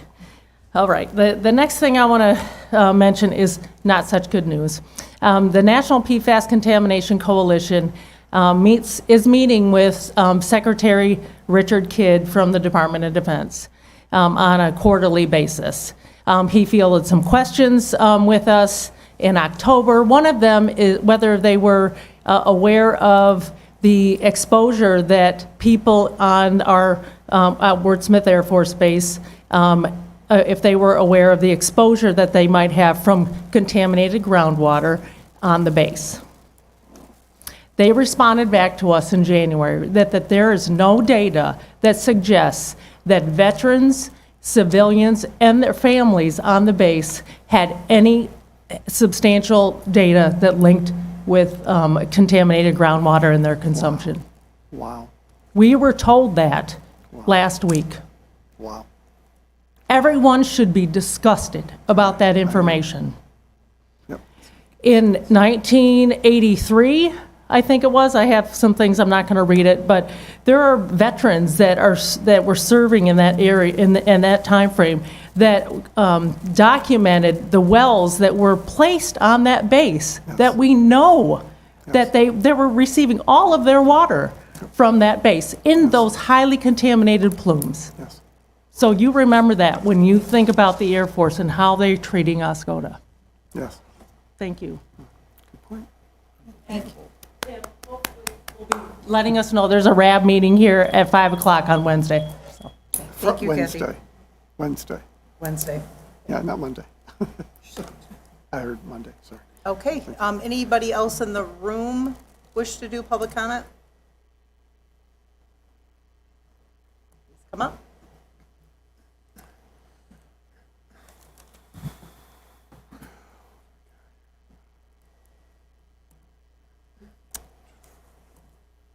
Good evening, Bob Tasher.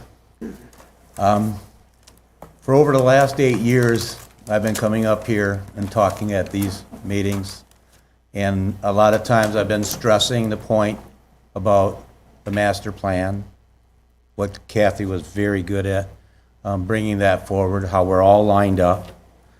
The importance of the first time in Oscoda's history is that everything is lined up, the strategic plan, the capital improvement plan, and the master plan. The master plan is a document through the Enabling Act that is the plan for 20 years for our future here in Oscoda. Since 2017, we spent a little over $20,000 after we had to do some upgrades on maps and things in 18 months with Spicer Engineering to go through and make us a new master plan. It's not a secret I wasn't happy with that master plan, and I spoke at this meeting several times. And was I part of the problem of delaying that master plan from implementation? Yes. Why? Because it was very vague when it came to the goals and objectives. I didn't like it. I literally took that and the draft and I threw it out the window. Dramatic point? Yes, but it was necessary. So what we ended up doing with that was we couldn't extend it any longer, so we did pass that master plan on to this board and this board. And I argued at that time of that, when it was presented, the same point. Okay, it's a master plan, it's not perfect. But last year, we went back through there and we spent another about several thousands of dollars to go back in with the company Beckett and Rader to upgrade those goals and objectives. And we spent a lot of time on that, a lot of money on that. And what we did at that time was correct the wrong that we did in 2017. The goals and objectives are now, at your last meeting, you even agreed to form a committee, which, Jamie, I think you're on that committee. Right. To work on those tasks that are now defined on the goals, on the new goals and objectives that you voted on, and let's get to work on them. That's how we're going to move us forward. That's a 20-year plan. That's what a master plan is, a 20-year plan. A strategic plan is a 5-year plan. Where do the goals from the master plan come? Once you knock off those tasks that are in that master plan, the strategic plan is going to give you more tasks. It's a never-ending cycle. You're continually working on improving and moving your township forward. That's the way it's designed. So the subcommittee that is working on the master plan goals and objectives that Ms. Hubcroft is chairing that, and includes members here in Planning Commission and EIC. You got to knock those tasks off. There's names assigned on there, groups and names and dates when these should be done. And when those are done, let's get that strategic plan to put more tasks on there, because that's what we have to do to grow your community. That's what the Enabling Act is saying. That's what all successful communities throughout our state do. They have an active working master plan. And we need to have an active working master plan that everybody can agree with. That's what those 7 goals are all about. So, thank you. Thanks, Bob. Thank you. Thank you, Bob. Is there anybody else in the room for a public comment that hasn't already spoke? Okay. Turning on then, we have the Zoom calls. I'm just going to kind of go in order that I don't know whose hand was first, but I'm just going with what I see. The first raised hand, unless it's from the first comment section, is Larry Holland. Larry, Hey, did you guys. have a? Yeah, I do. Couple. Can you hear me? Yep. All right, fantastic. Couple things. We keep authorizing the attorney to do things, from meeting to meeting, and I would like to see the results of some of these things, such as are we going to enforce our trademark, against people that are using the logo that township paid for? We sent that over to, an attorney presumably, but we got to start seeing the results of some of that stuff because keep authorizing expenditures, but the reality of it is that the first thing I didn't hear tonight about authorizing essentially our government here locally to start determining what the threshold is of lawsuits against citizens doesn't sit very well. In fact, that's called strategic litigation against public participation. It's actually a rule that was established a long time ago about slapping people from the government towards individuals. And, the scrutiny of a public official is much higher for a slander or libel lawsuit. And the appropriate thing that should have been authorized by this board tonight, very simply, is to check with your insurance carrier first on the liability and risk associated with indemnifying an employee. So I presume that there's an indemnification clause with a paid employee, like let's say that Tammy Klein wanted to sue somebody that might have filed a whistleblower lawsuit, or there's some cross litigation that might pop up that hasn't been disclosed to the public yet. It's not the township's job to fund that lawsuit. It's her job in that situation to engage the lawsuit and defend it the best way that she can, and then ultimately turn in her expenses that have been incurred as a result of being employed by the township, in which the insurance company should effectively deal with, not the taxpayers. So we need to, start thinking some stuff through before we start enabling, the ability for slapping citizens. The stuff that comes out on the internet is gross. We all know that. That's why it's the internet, and it's like basically just people say whatever they want. But every individual has the ability to enforce their individual rights. It's not the township's job to enforce those rights. However, it is the township's job to protect that trademark. So let's get on that. I want to mention PFAS, great commentary. We need to keep reminding the citizens that some of the areas qualify for free sampling, and we need to get more samples in because the PFAS Action Response Team website with the state hasn't really updated since July of last year. And we need to see that the District Health Department number 2 is testing a lot more here locally, and then those samplings will get pushed upward, and they need to be published because causation is critical for our vets. And if the government can sit back and say, well, there's no definitive causation, it's just coincidence, we're doing a disservice with that, allowing that to happen as a township. So I want to see a lot more pushing at the township level to encourage people to get their water tested in these select areas. And that's something that the water department should possibly put up on their website, and maybe even throw it on a bill, because somebody knows somebody that can get the test, and it's not going to cost anything, but it helps the community at large. So that's a couple things. Let's stop spending money and start seeing what's going to be covered by our insurance, and let's start pushing out the services that are already present that aren't going to cost the citizens any money. And then finally, I want to encourage everybody to be positive. Sure, we can have discussions, we can be informed, but we should tell the truth and we should spread good information. And the results of that is why we created DestinationOscoda.com.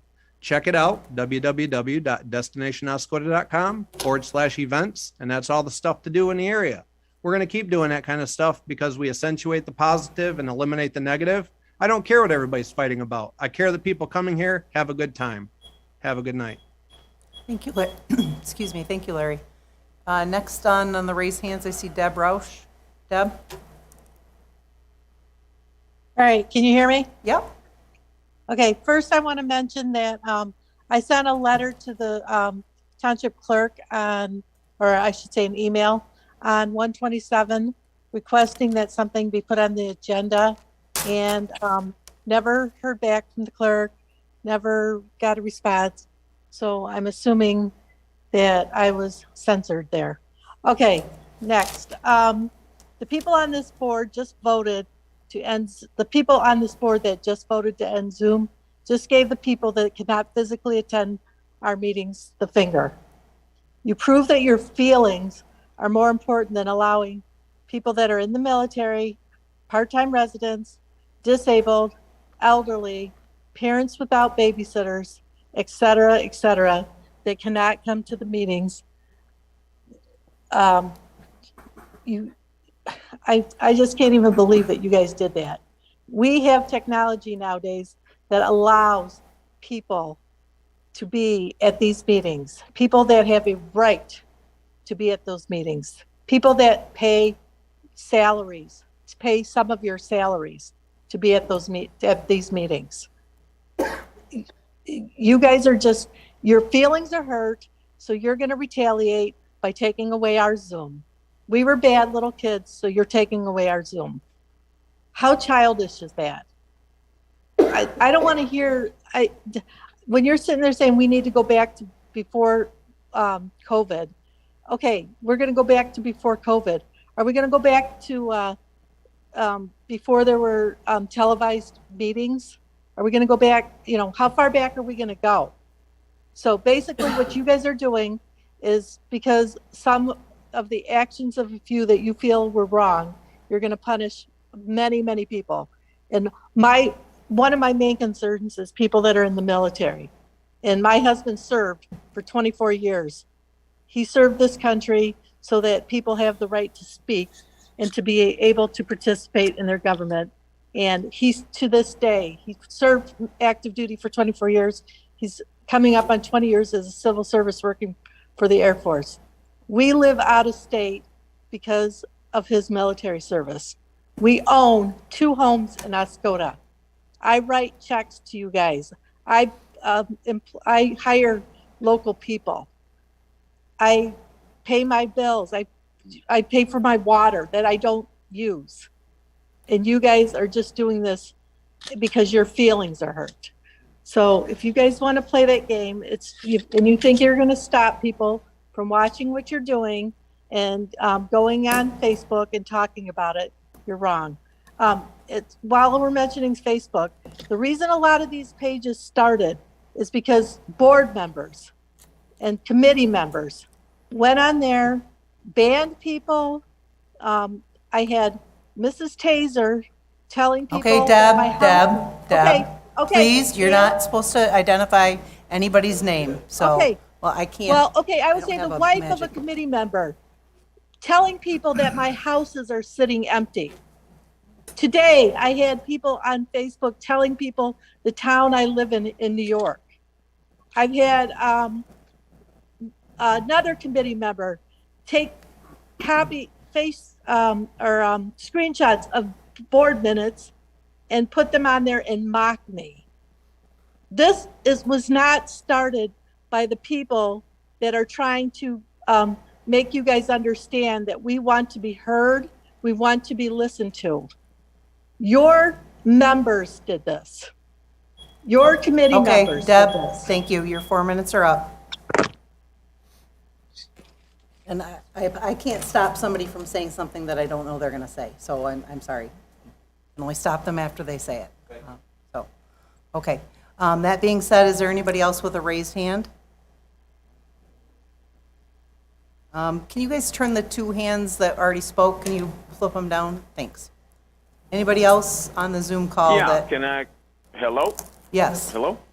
Yeah, can you hear me this time? Ms. Yes. Richards? Yeah, we could hear you before. It was Okay. just quiet, Brian. All right, Brian Haley. Yeah, I got to go back to last year. I'm not going to, Ms. Rouse, I agree with her. But I want to go back to last year when I first started getting involved seriously with these meetings over the past year. And I clearly said to you that this deal on Furtaw is going to cause you a lot of problems. And I believe that about 85% of your tension or whatever you guys are feeling, I really don't know, is from that.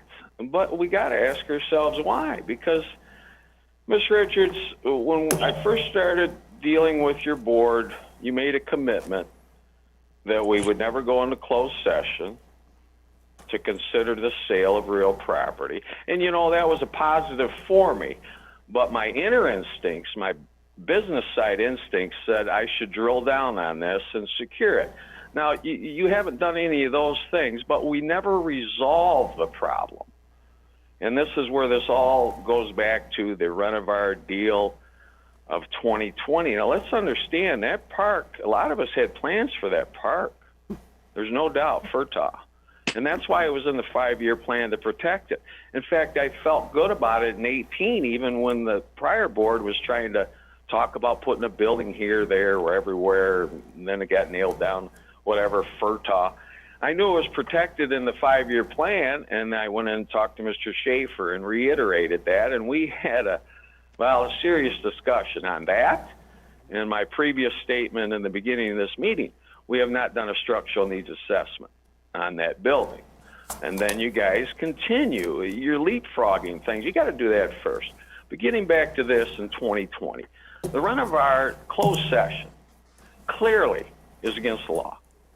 When the land for sale thing came forth, I believe that was on the EIC page. No one ever admitted to it. Land for sale, and we hear it's not for sale, but it was protected in the 5-year plan. So you were already doing harm. And then it continues. The 5-year plan was a resolution vote, as I pointed out many times. And then you double down or triple down, and you take a mere motion vote. You don't actually pull Furtaw from the plan, but then you're trying to sell it. Do you see how bad this is? So what I'm calling for, I'd like to get on the next meeting agenda. I would like to go through all of this in chronological order, and I would like to bring in a retired judge, which is, I said to the planning committee last week, very calmly, no threats. I don't believe in them. I don't do them. And we get a retired judge, which is allowed in Michigan law. In fact, I'm putting some feelers out there right now for that. Let's look at everything that we did against Furtaw. I'll use that word because it was against it. And then have this retired judge that both sides could respect to also look at the DNR trust fund and see how we can get back in their good graces. And that's what I'm calling for tonight. I would like to be on the next board meeting agenda. I will accept the next one after that if you're too busy at the next one. So a month out would be fine for me. But did you hear all this? Yes, for some reason there's an echo. Yeah, I got a big echo now. So all of a sudden. Yeah, it just started, I don't know. How about if I formalize this and I'll get it off to the superintendent? How about if what? Well, I do want to bring in a retired judge, and I want to have that conversation with all of you in person and go through it all and see if we can come to an agreement on that at the next meeting or the one after. Okay, thank you, Brian. All right, thank you. All right, is there, I don't see any other raised hands. If there's a call in, then you should be able to unmute yourself. Not seeing anything. I'm going to do last call for public comment on the Zoom. Last call, hearing none. Moving on the agenda, then we have board comments. Are there any board members that wish to comment at this time? Yeah, I'd like to make the announcement regarding the Restoration Advisory Board meeting for this week. It is scheduled for Wednesday, February 16th from 5 to 8 p.m. It will be here at Shoreline Players, and there is also online access as well available. So for those who don't want to attend in person. And that, I mean, anybody in the public can attend, whether they're on the RAD Yeah, board or not? oh, yeah, absolutely. You can There's a come public- and yeah. be in the audience Okay. or attend remotely. All right, so make sure everybody understood that. Wow. Okay. Anybody else? Board comment? Me? Jamie? I want to thank Mark for giving the update on the water situation. A couple comments, though, that I've heard from some of the residents. They said that they've some seen the posts on Facebook in regards to the boil water situation, and some people said they heard it on the radio. They talked to me, and they were a little disappointed that it wasn't on our website, like on the main page for people to go to. I think that we can do a little bit better in notifying the residents. I know we have a couple of the lighted signs that we use for directions to get to the haunted house in October, that they could have said boil water at the entrance of the back gate, former back gate of the base, or to right on Skeel there to let people know they should be boiling water. Couple other things, it wasn't on our sign. Our utility billing module that we have, BSNA, has the capability to send email notifications to people. We just need to learn to use our software to the capacity that it's able to do. I checked with them today, and they would be able to send out an email notice to the people in specific areas and say, you need to boil your water, and this is why, to get those information out to them. Notification systems, a couple people mentioned to me that Alpena has a specific notification system that maybe we need to look into doing. I know that the water department is supposed to notify people with door knockers or notifications. I didn't get one. I live on the farmer base, and I know they're busy and shorthanded. I appreciate the timely response that they did and Mark's update again, but I think that we can do better for our people. And I'd like for us to look into that. Okay. Thank you.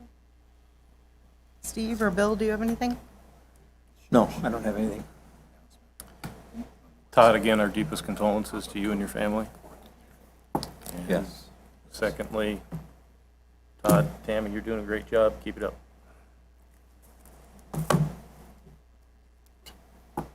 I'm sorry, did you say nothing, Bill? You didn't have anything? I don't Okay, have anything, great. no. Okay, with that, I guess I don't have anything to say. Thank you very much, and we'll see you at the end of the month. We'll call this meeting to adjourn at 9:28. So moved.